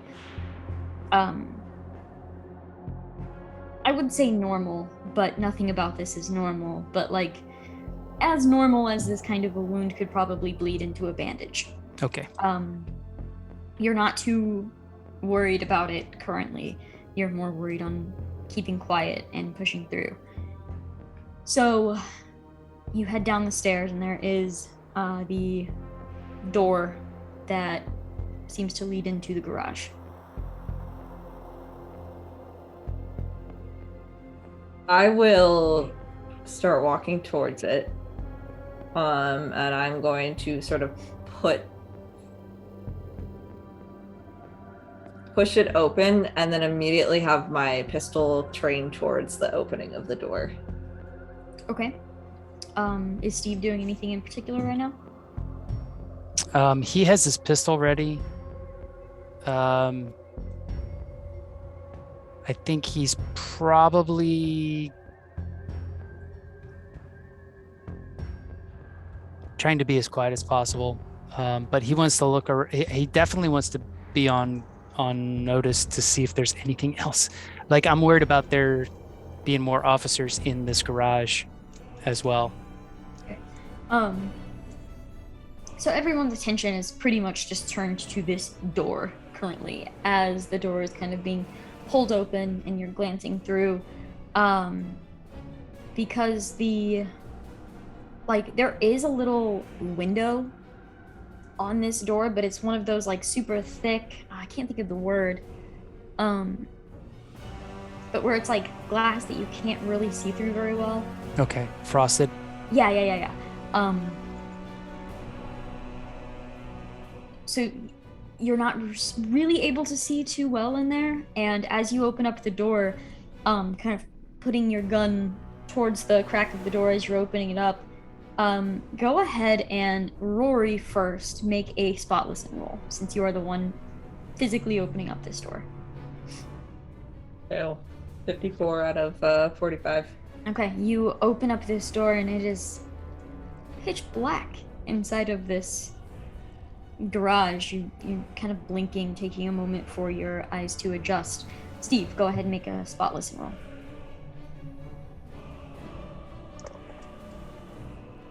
13 under 37, so that is 2 successes. Okay, you begin to hear the slight echo of movement inside, and you we'll say you kind of tap the officer's flashlight. Just kind of reach over and tap it, and the officer grabs the flashlight, brings it up, kind of like, the officer's a pretty tall guy too, and he kind of comes up over Rory's head, clicks the flashlight, and as the light shines in, you see all the people from the building. You see they all have uniforms, and as you click this light, they all kind of almost flinch a little bit, and then all of their heads begin turning in your direction, and they are all frenzied. Close the door. Close the door. Quickly, yank out of the way, slam the door closed. And then you do hear a couple of bodies kind of slamming into the door itself, and the officer's just kind of holding it shut.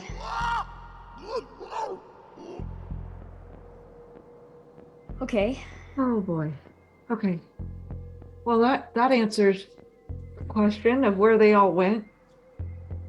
And what happened to them? Does it? What? How did that? What is this? Okay, well, the car it is, I guess. How are they all down there, and why are they all like that? What?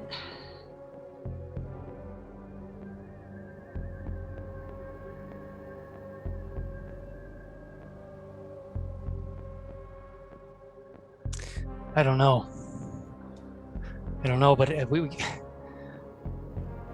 we have to get out. No. Okay, back to that car.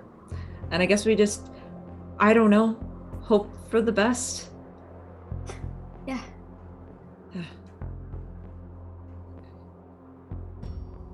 Steve, roll that damage die going back up those stairs. 1. Great. Taking it slow, heading back up these steps. You get back to the main level, and we'll say, which So I will say, Rory, you were kind of able to carry the duffel bag and your backpack back to this room, but I will say with your backpack, the 2 duffel bags will have to probably be carried by someone else. We've got 1 duffel bag full of medical supplies, That's 1 right. full of weapons. The officer can easily like put the one with weapons over him, and Marcus can hold on to the Perfect. medical supplies. You have your backpack. You can even, we'll say, hit those vending machines. Just kind of open those up and take out I'm any gonna extra snacks. grab from as that much well. food as I can. Cool. I'll be sure to grab anything that looks slightly healthy. Awesome. Yeah. Grab some chewing gum. Yeah. Yeah, so we're Some loaded up baby on wipes. snacks. We have some medical supplies. We have some weapons. And we head back toward the door that you entered in. What's the plan?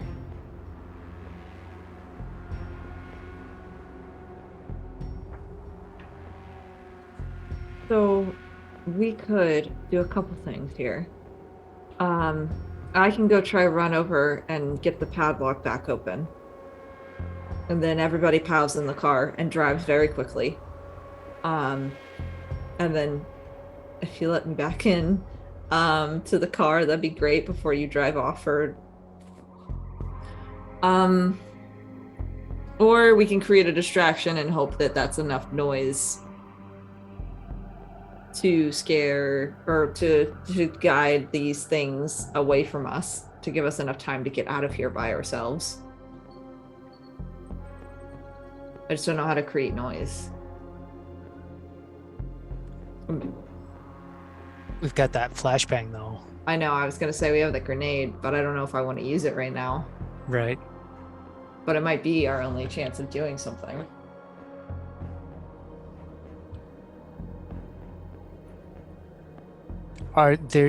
Is there something we can throw in the opposite direction to create the noise that would be in the offices? Like what? Trash can, something's going to make a lot of noise. Something, metal trash can, metal. Something that's going to make a big enough noise that it'll turn their heads and push them in that direction.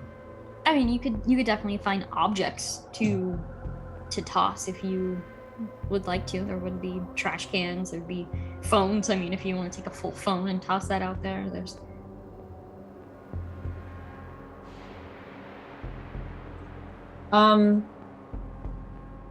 Looking outside, there are no cars, no police cars, no nothing around here.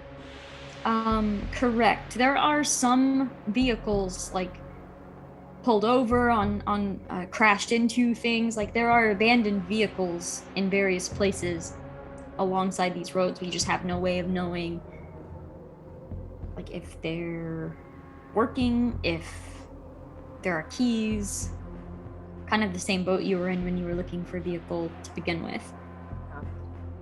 There's a chance, but I mean, we just got to try our luck, right? That's all. We just gotta go for it. I can try and get down there and open up the gate. I'll be quiet.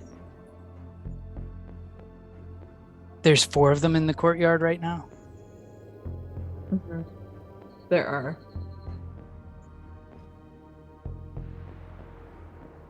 What about at the gates themselves? Like, are you going to be able to? I was wondering. Oh, there's still a bunch at the gates? Yeah, glancing around, like they're not actively trying to get in, but you do see that they were drawn to the gates and now they just kind of stand there. They're not actively trying to get in, but you do see them around the fence, yeah.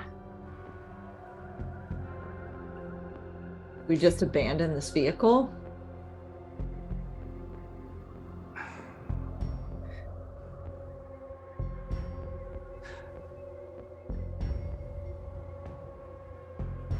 Officer, did you see any sort of opening anywhere when you took a look around?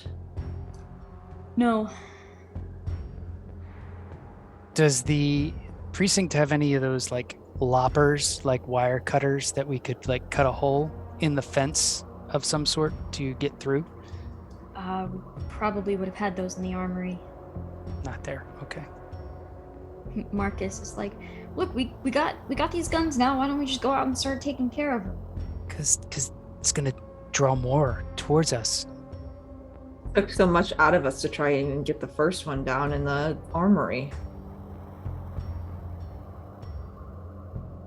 I'm not good with weapons, and I am not good with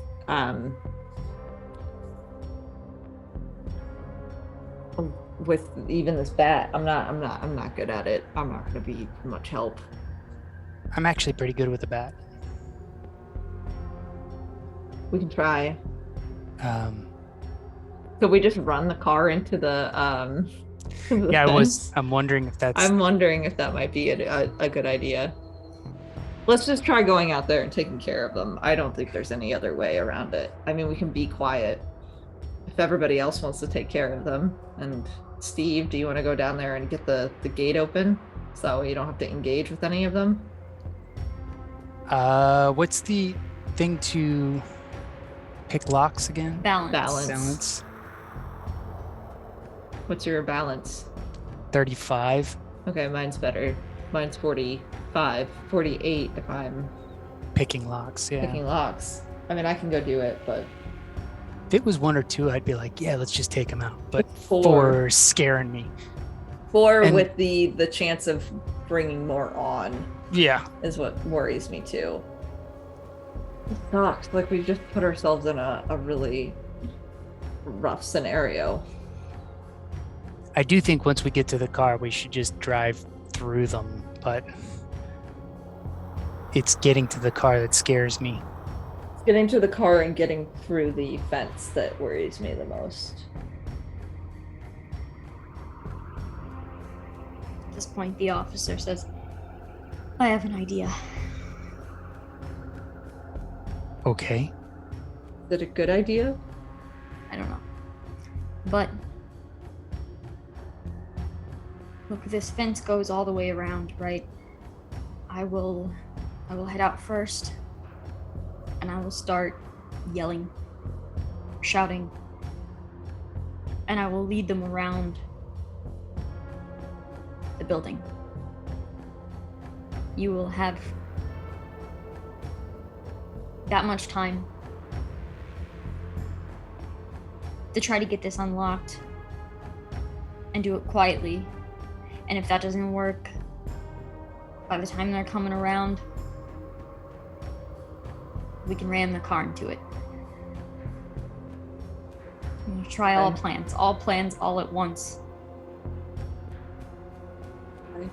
Okay. I didn't want to suggest somebody go and be bait, but I mean, if you're volunteering yourself. I am. How's that leg of yours doing? I was just about to say, how is he looking? He looks okay. I mean, he's not losing a lot of blood. He seems to have it,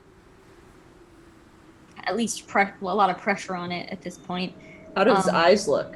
His eyes look okay. Okay. I'll go lock pick. Everybody get in the car. And let's just hope for the best. Yeah. Okay. Okay. So the officer grabs onto the door handle. Everyone roll a speed die for me. Okay.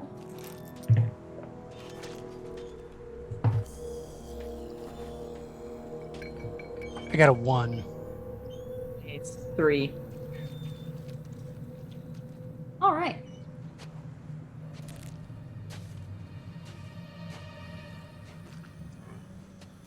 Speed. We've established speed die don't explode. Yes. Correct. Okay. Okay, so as the door opens up, everyone begins. The officer heads out first, and you see him as he heads out of here. He's looking, and you see there are more in here than you could see from the window. Oh, great. You see at least 8, Wha- Come all on. turning at the sound of the door opening. He's like, all right. And he just starts shouting random words. It seems to just be like whatever's coming to mind, like lots of cursing, and turns and starts kind of like limp running around this building, and you see them immediately turn towards him, and he's shouting. You see he has the baton out, and he is like kind of like slamming it against his arm, just to help make some noise here. Yelling, shouting. Once he gets close enough to the fence, he starts like slamming the baton against the fence, and he is sprinting around just yelling, and you see all of these turn and sprint off in that direction, and all of them around the fence too liven up, and some of them begin like beating into the fence, and as the noise is moving around, you see them immediately start taking off in the officer's direction. So Rory is able to quietly rush up, kneel down. Marcus kind of helps Steve over to the car. The door is still wide open, and you can climb in. You see clearer now. There's nothing in there. No. Nothing is crawled in. Just, easy to see. I want to check that. Yeah, easy to see. The car is empty. And as you're climbing in, you're becoming very aware of how much of your blood is actually in this car, and you're like, there's this kind of shocking moment of, oh my, I almost died. Like, for real, I almost died. As you're climbing into this back seat, Marcus, assuming we're all taking the same seats, climbs into the driver's seat here as well and is ready to start the car. Not wanting to do it just yet, just in case it makes too much noise. I'm going to lean over and open the door for Rory to just be able to jump in. Perfect. Seeing that, Marcus will do the same. Kind of leans over and opens the passenger door for the officer if he's able to make it around. And it's just kind of waiting, holding on to the keys, like ready to start the car. You see them like tapping their fingers against the wheel, kind of looking. They look in the rear view mirror to see Rory's progress, and then they're looking out the windshield to see if the officer's coming around. Rory, go ahead and make that roll. 41. Oh! Okay. My gosh. So there's this moment where, like, it gets stuck. The bobby pin gets stuck, and you're like, oh, fuck. Oh, no. And you kind of just, like, turn it towards you a little bit and shove. You're like, this shove is either gonna work or it's gonna make it never work. But as it shoves, you hear it click, and you kind of open it up, and you're like, I cannot believe I did that twice. Since there are no degrees of success there, you are not increasing that skill at all. But you did manage to just pop it open, kind of move the chain out of the way.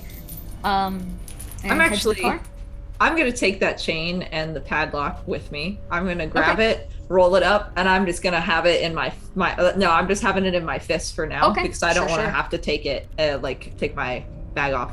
But I'm then going to just, with all my might, just slam onto these gate doors and just like see if I can just push them open very quickly. I will say you can absolutely do that. You do hear the screeching of the one gate as well. Yeah, as you push it, and then it's like a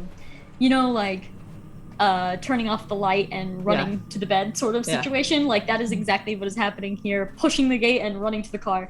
Floor is lava. I'm like trying to just run as fast as I can. Floor is lava.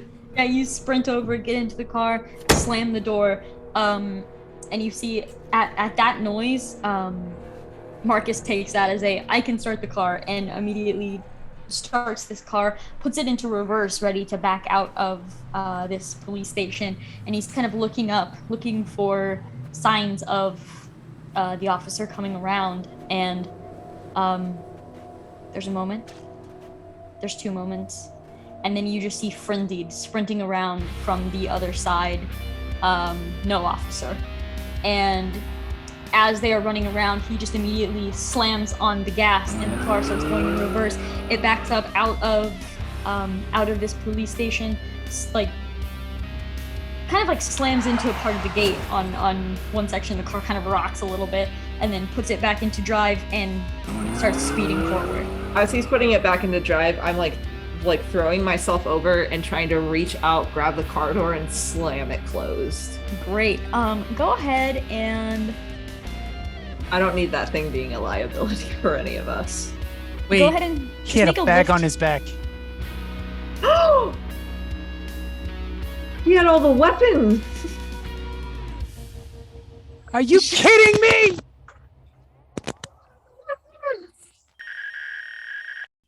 No, it's not gonna happen. 73 out of 25. All right, so you reach up to grab onto the door. As you're reaching around, one of these frenzied actually run up and kind of grab onto the door itself, and you kind of pull your hands away for a second. Marcus is like, fuck, fuck, fuck, and you see him kind of like, don't actually see. So Marcus turns to try to basically like hit this door against one of the other cars. And as he's doing so, he looks up and there's an infected standing in the street, and the car like slams into this infected. They spin, they roll up onto the windshield, it shatters the windshield, like spiderweb cracks the windshield, and the infected slides up and flies over the car. But it makes the car veer just enough to where instead of the door slamming into the crashed car, the car slams into the crashed car. And there's this moment of everybody kind of jerks forward. Steve, go ahead and roll a damage die. Damn it. 5. Okay, so still good. You kind of feel a little like twinge of pain, but it didn't pop anything, nothing pulled.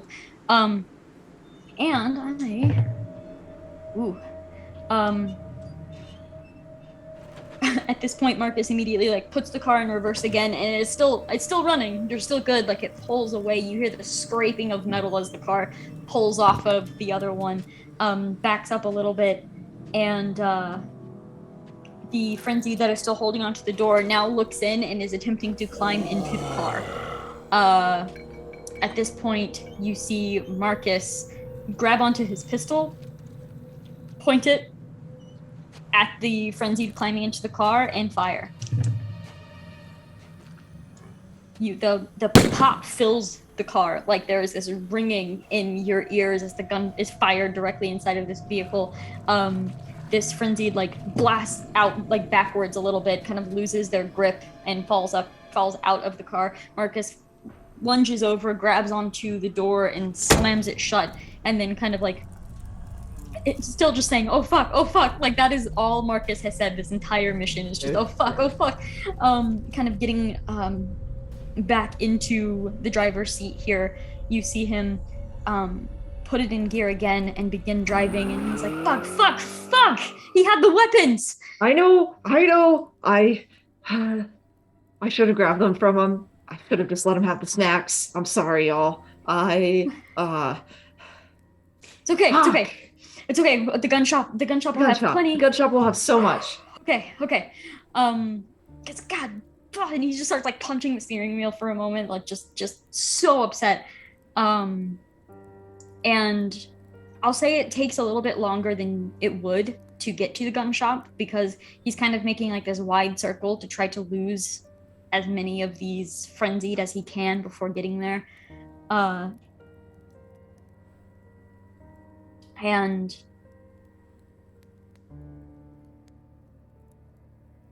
once the cursing kind of fades out and calms down, it is a very quiet car ride as you're all just kind of thinking.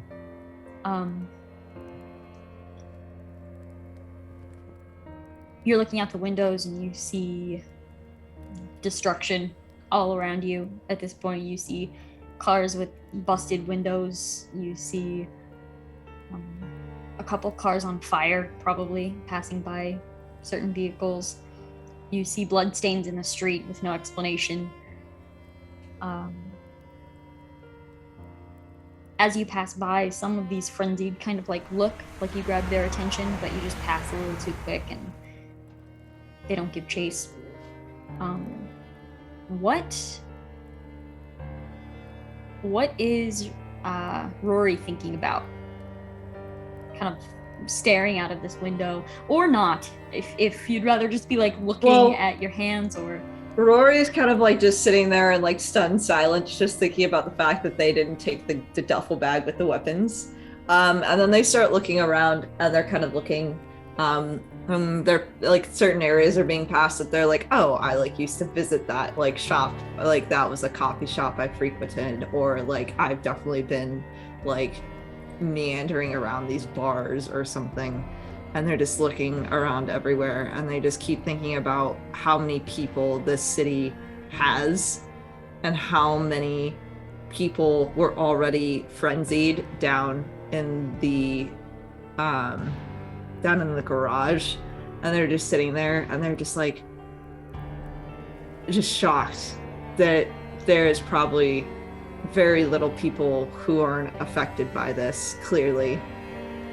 And they just keep looking around and they're like, I literally couldn't have known any of these people, and now like they're just like this, and they're just in shock, I think.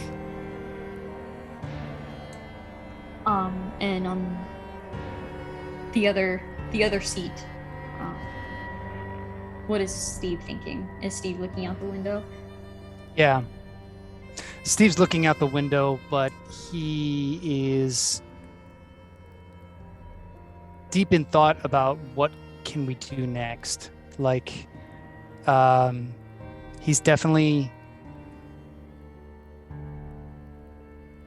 upset that we've lost the weapons, because that was the main goal of coming here the entire time. But at the same time, he kind of has to say, okay, this is where we're at right now. What's the next action we can take? What's the next action that's going to help us get through at least today? It's kind of wondering whether or not that officer is now like another frenzy that they're going to have to deal with, or did what happened to him? Do we have to worry about him? Hopefully, we don't have to come up against him. But that's kind of what's going through Steve's mind. Like, what's the next best thing to do? Yeah. And I will say, you're still on the mission you set out on. It's not two separate missions here. Your mission was to hit these places, get these weapons. Mission failures can result in the loss of morale. But you did not leave the police station empty-handed.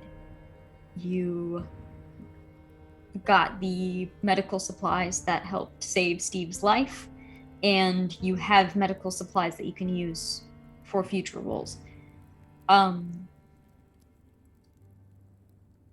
So that wasn't considered a loss enough to lose any morale. And you still have one more place to hit. You're kind of like snapping back into it as Marcus pulls the car up on the curb right in front of this little pawn shop looking gun shop here. It's probably not even a storefront you would recognize or you would have noticed in your day-to-day life. Just a little hole in the wall kind of area. You see the windows are shattered, but the bars that bar the windows are still intact. It doesn't look like they have been pulled off or removed or anything like that. And at this point, you see Marcus kind of grab the keys from his pocket, and he's kind of glancing around. Kind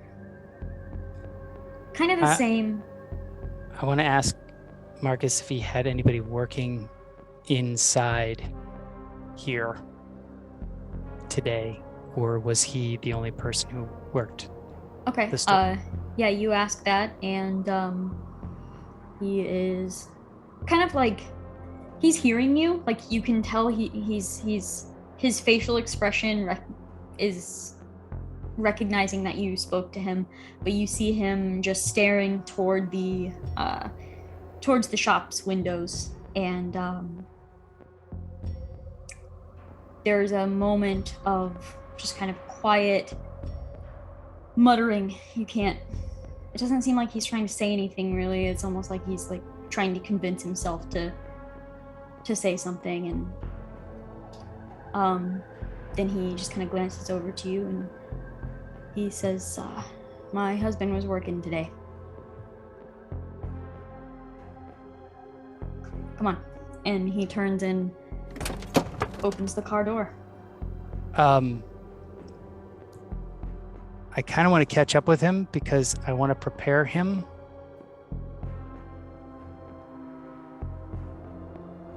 Make a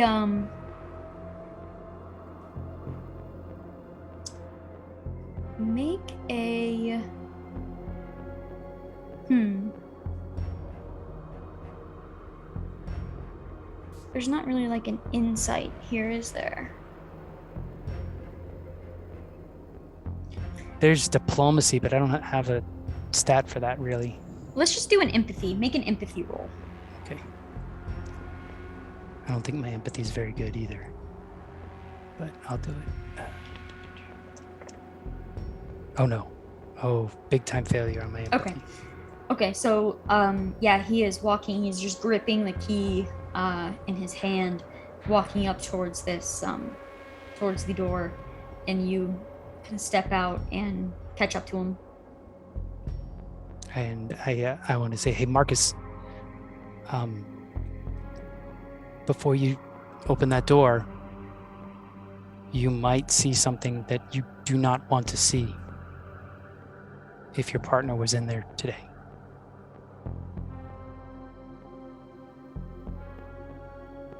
I know. And it may be something you have to confront in the worst way.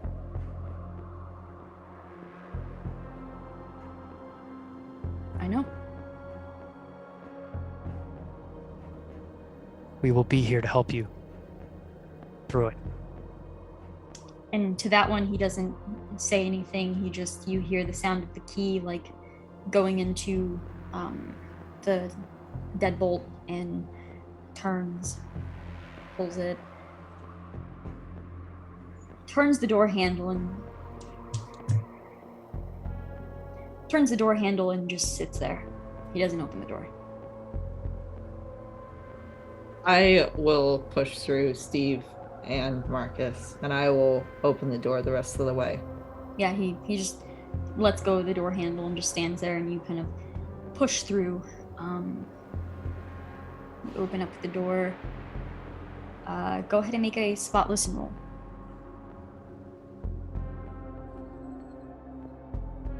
42. Okay. So that is a success. All right. You aren't hearing any movement or anything inside of this room here. Any noise you are hearing, it's just noise coming from outside. But then you realize there's light in here that seems to be coming from outside as well, and you look up and there is like some sort of roof access hatch that seems to be open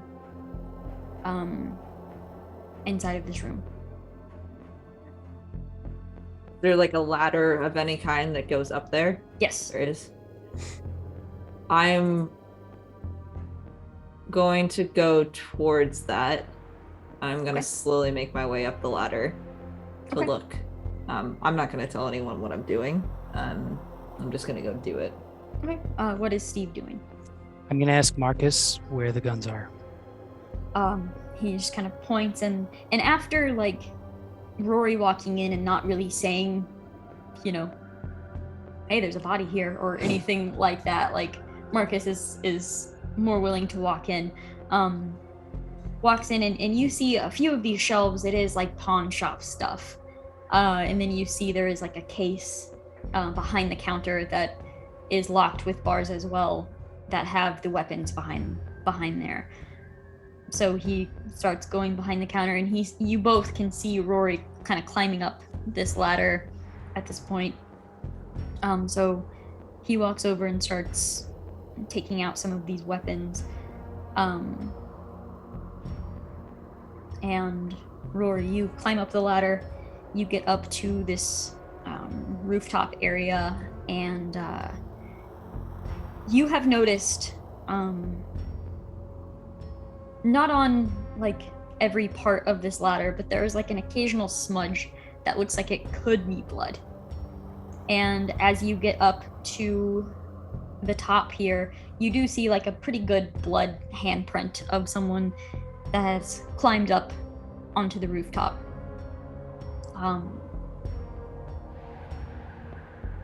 You climb up. There is like a little like table and two chairs kind of area up here. It almost looks like a smoke break type of area. But you're not seeing anyone immediately. I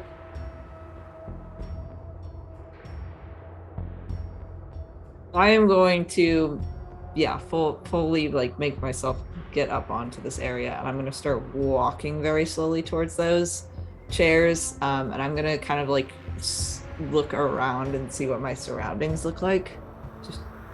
Just looking. Sure. Yeah, just looking around, you're able to.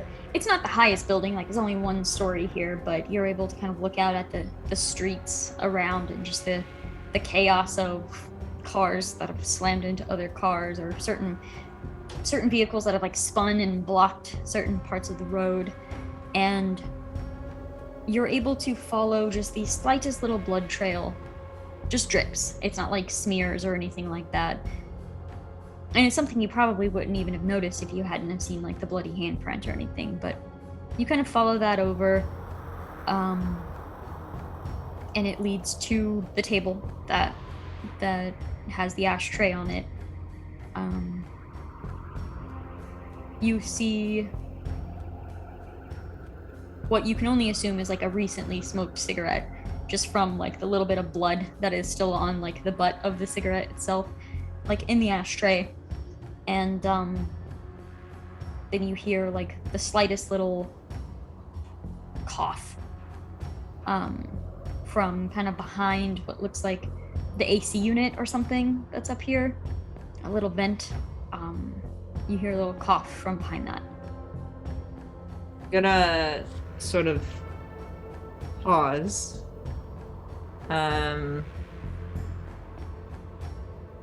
I would grab that cigarette and I will start walking over with my gun out. And I will kind of like round that corner and very slowly kind of look over. I'm not gonna like make myself fully known, but I will kind of look. Sure. You look over, you see a man sitting, kind of leaning up against this. You see them, they're holding on to their arm, and you see a pretty nasty looking bite mark on their hand. It's kind of blue all the way around. You see like a blackness kind of moving up their veins in a sense, and they're just kind of holding on to their arm. Their skin is gray everywhere else, and they're just kind of like sweating. They're drenched in sweat, and you just kind of hear them wheezing as they breathe. They haven't noticed you. I'm going to fully step around and I'm going to sort of like hold my hands up with both the cigarette and the pistol up and be like, I saw you might have left this. Do you want to finish it? He kind of glances over and he coughs a little bit and he's like, no, those things can kill you. Yeah, I mean, there's definitely worse things that could kill you, so... Are you Marcus's husband? He has a slight like what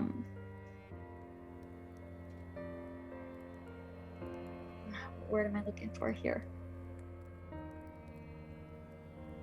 Not like a light to his eyes, but like there is like a recognition, I guess. For a moment, he's like, yeah, do you know Marcus? Yeah, I do. He's actually, he's down there in the shop. He was just outside the city with me and another few other folk. And well, we're here for weapons because we figured that's probably the best thing to do right now. But he's down there. There's a moment. You're not really sure what you're expecting his reaction to be, but yeah, there's just like this moment where he seems to just think, and just kind of falls silent for a moment.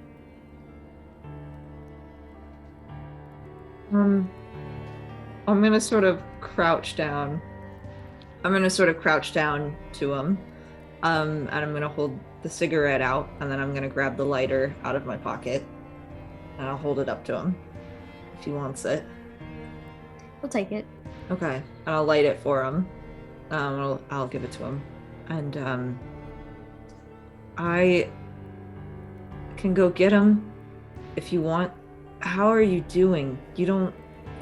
No offense, I don't know what you really actually look like, but you don't look very good.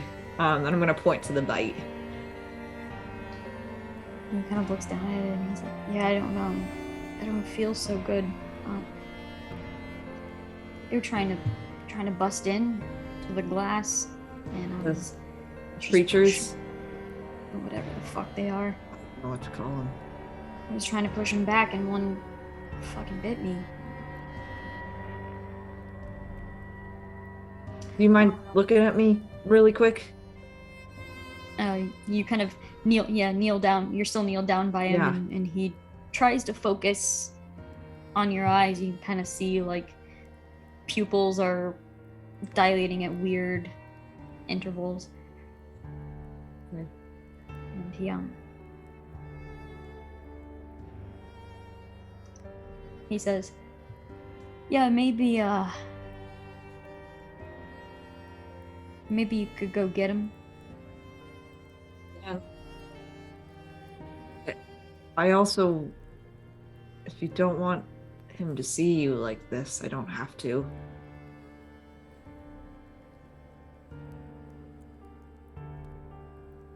He probably knows you came up here, right? I think so.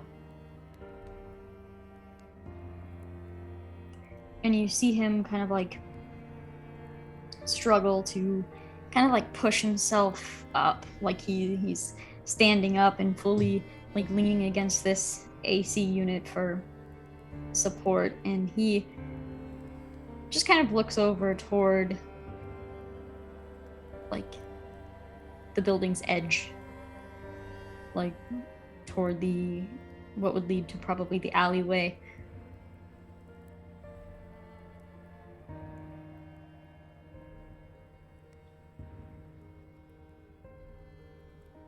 And then he looks back to you, and he kind of like shakily goes to hold up his hand to like introduce himself, but then realizes it's like the nasty hand and just kind of like puts it back down. And he says, name's Jeffrey, by the way. Nice to meet you. I'm Rory. Marcus is really nice, and I'm really sorry.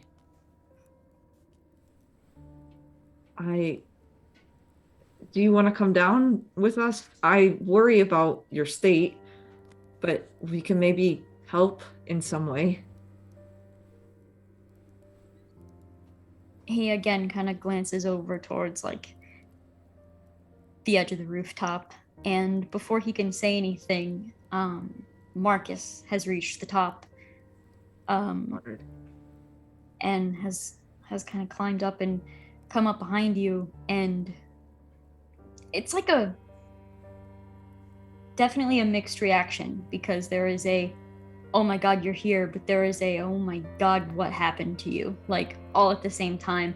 He takes a few steps in front of you and just kind of stops, seeing at the state that Jeffrey is in, and I'm gonna put my body sort of towards the area where Jeffrey keeps looking. okay. I'm gonna put myself in front of that. Okay. So Steve, after unlocking this cabinet, Marcus just kind of heard talking up top, just muffled, like you can't really make out any words or anything, but that had him walk over and head up the ladder. Are you focusing on the weapons, or are you heading up as well? I'm going to focus on the weapons. Okay. But as he leaves, I say, hey, Marcus, be prepared for anything up there. Right. He climbs up.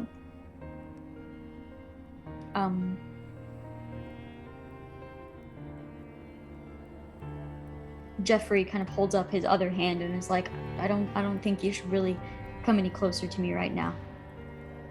It feels like, and he kind of looks down at his arm, like it feels like a flu, but inside different. I don't know how to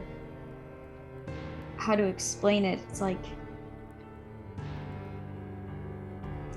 when your muscles ache when you're sick, but it's starting at this fucking bite. And he's like looking at his hand and like clenches his fist, and you can see in that little pulse like where blood should be squeezed out, it almost like squeezes the darkness further into his veins. And he's like, I don't know what it is. It's fucking weird though. And then he kind of like almost gets lost in his arm for a moment, and then like snaps back.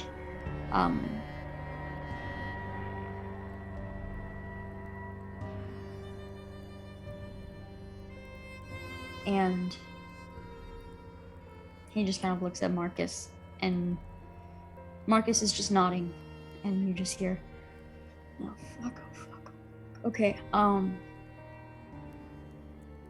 and then Marcus turns to Rory and is like, I think you and Steve should get the guns and you should get out of here.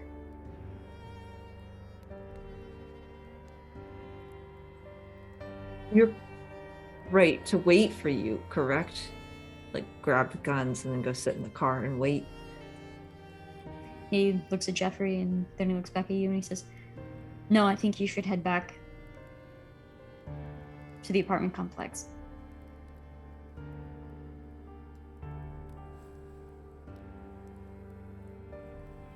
Okay.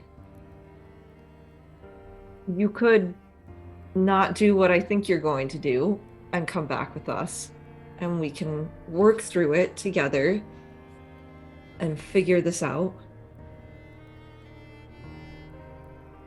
And Jeffrey kind of like slides back down the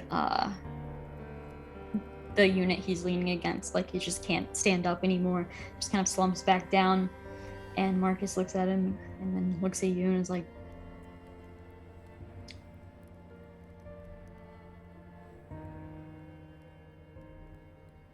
I don't feel right bringing him. I don't feel right leaving you, especially.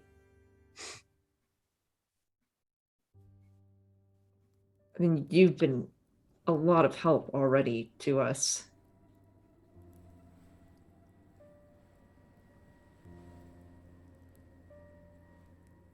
He kind of reaches out and puts like a hand on your shoulder and is just looking you directly in the eyes, and he says, you all came here for these guns. This is what I came here for.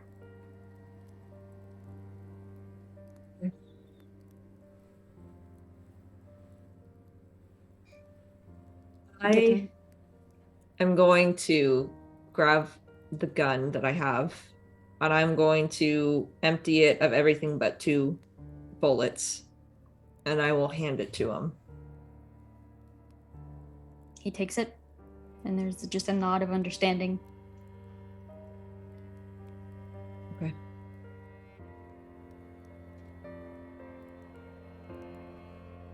I will also hand the lighter over.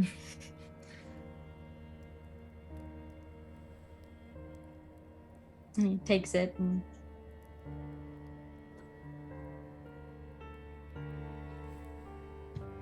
just drive slow, stay quiet. Nice. Easier said than done. Yeah. Sorry. He kind of looks back over at Jeffrey. We're gonna be all right. At least the 2 of you are together. Yeah. Go on. I think Steve's packing up the guns. We'll wait a couple minutes. If you change your mind. Okay. Okay. I am going to nod to Jeffrey, and then I will pat Steve Marcus's shoulder. It's not Steve, thank God. And I will step past Marcus, and like wait a second, and then I will continue back down the ladder. And as I'm going back down, I will close the hatch. I won't lock it. I'm just closing it. Okay. Yeah, Steve, you have packed up pretty much every gun that you can fit into a duffel bag at this point. I'll give you that list in a moment, but you see Rory climbing down the ladder. I turn to them and I say, I'm guessing that Marcus made a decision up on the rooftop. Marcus is here for what he wants. So, I said I'd give him a couple minutes if he changes his mind, but he is not coming back with us.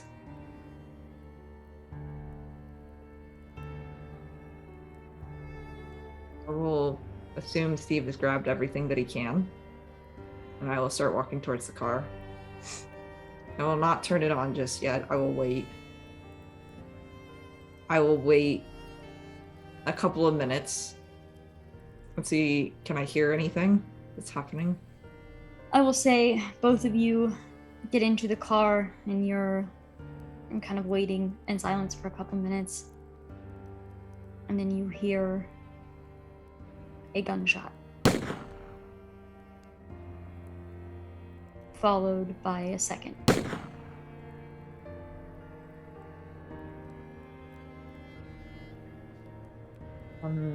I'll give it a second.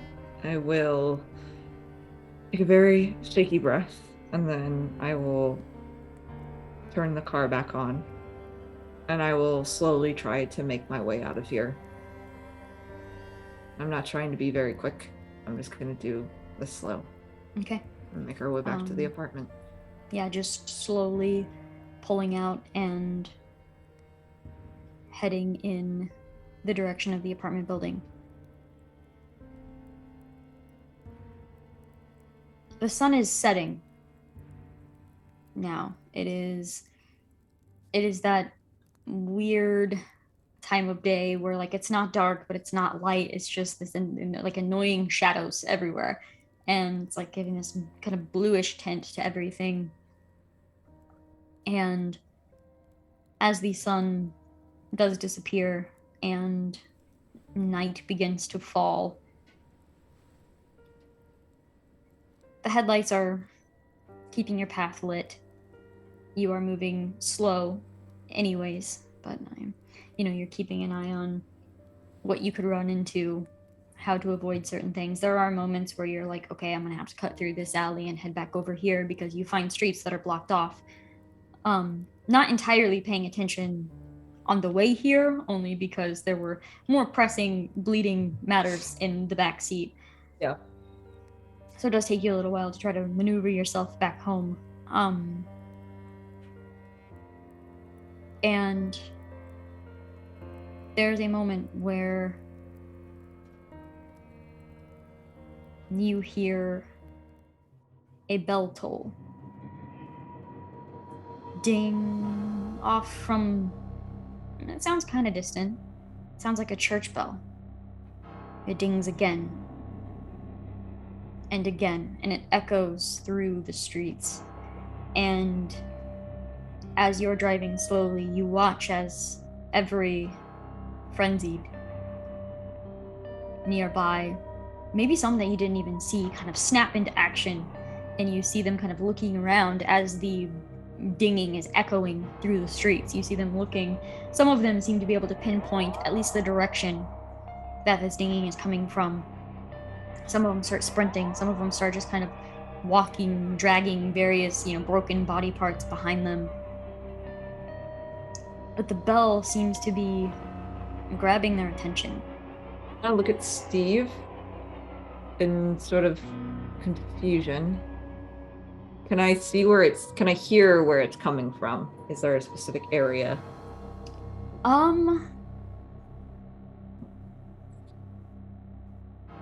It's coming from east.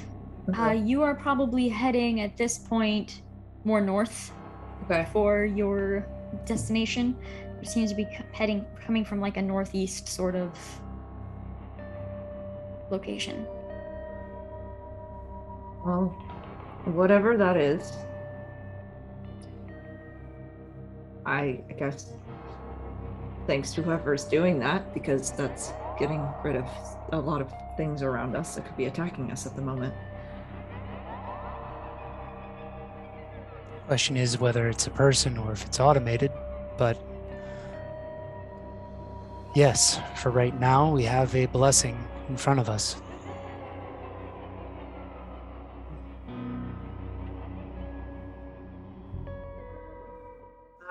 Can I look at I'm gonna grab my phone, which is not on very high, but I'm gonna grab it. Can I see what time it is? Is it like on a 0 mark, a 15, a 30, a 45?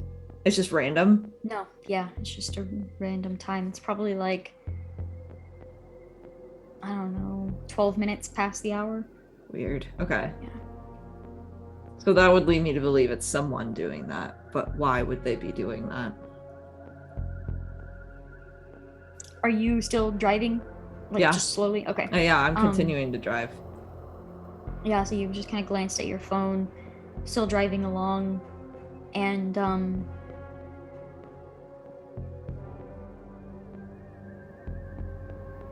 I will have both of you make a spot listen roll for me. Okay.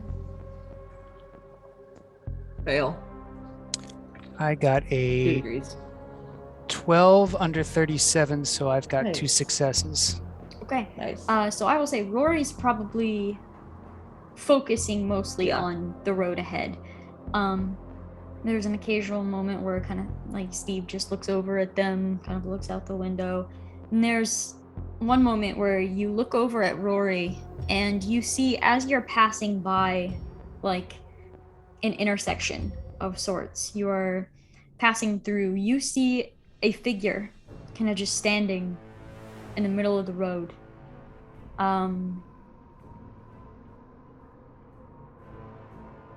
And they're looking in your direction. As you're slowly passing by, you see their head just follow you, and you pass by that building.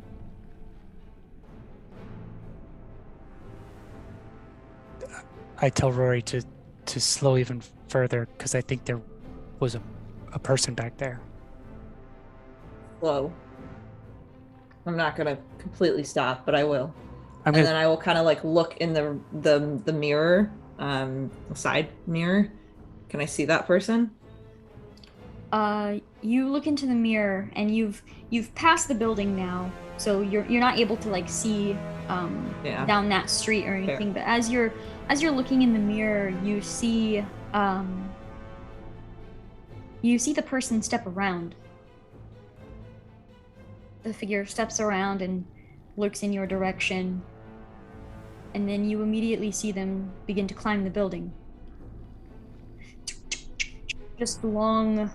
Just quick, strong movements as they are climbing up this building to make it to the rooftop. Okay, that definitely wasn't a real person. Nope. They make it to the rooftop and you just hear kind of like a shriek, but it doesn't seem to like travel very far. It seems like a very condensed shriek, almost like in your direction. I am going to drive. I'm going to go a little bit faster this time, and I'm going to drive. Okay, you start driving. Is anyone keeping an eye on this figure? I will be. Yeah, start driving. You're just kind of like pushed down, kind of looking up, trying to see this figure on the rooftops. And you watch as they are watching your vehicle move, and they kind of sprint over, and you watch them like jump. It almost looks like they're gonna jump from one rooftop to the other, but they jump, and you actually hear them like crash into a window of the other building and disappear inside of that building itself. Oh no. Mm-mm. So you are driving a little bit quicker. Rory, I'm gonna have you make a composure roll for me. This game is whack. Oh my gosh. 96. Yep. That is like 5 degrees of failure right there. Okay. So before anything happens, I need Steve to roll 2 damage die, and I need Rory to roll 1 damage die. What? 6. 1. 6 total? Yeah. Nice. That is so lucky. That's so good. Okay. All right. So as you're going a little bit faster, and there's this moment where like you're panicking and your foot is panicking a little bit as well, and you're just slowly accelerating faster than you were intending to. And as this figure bursts into the window of another building, what does Steve say? I was like, I think Steve would just be like, oh, I've never seen. That's exactly what he would say. Just like, stammering and yeah. So Rory naturally looks over to see if they can see anything as well, and then the moment that you look back, you slam headlong into a figure. You're pretty sure it was a frenzied, probably, you hope, and you slam into this figure, and it makes the car skid sideways. The car hits like a guardrail of some sort, pushes up and flips over, and slams down and rolls, slams again and again and again, and then finally falls still.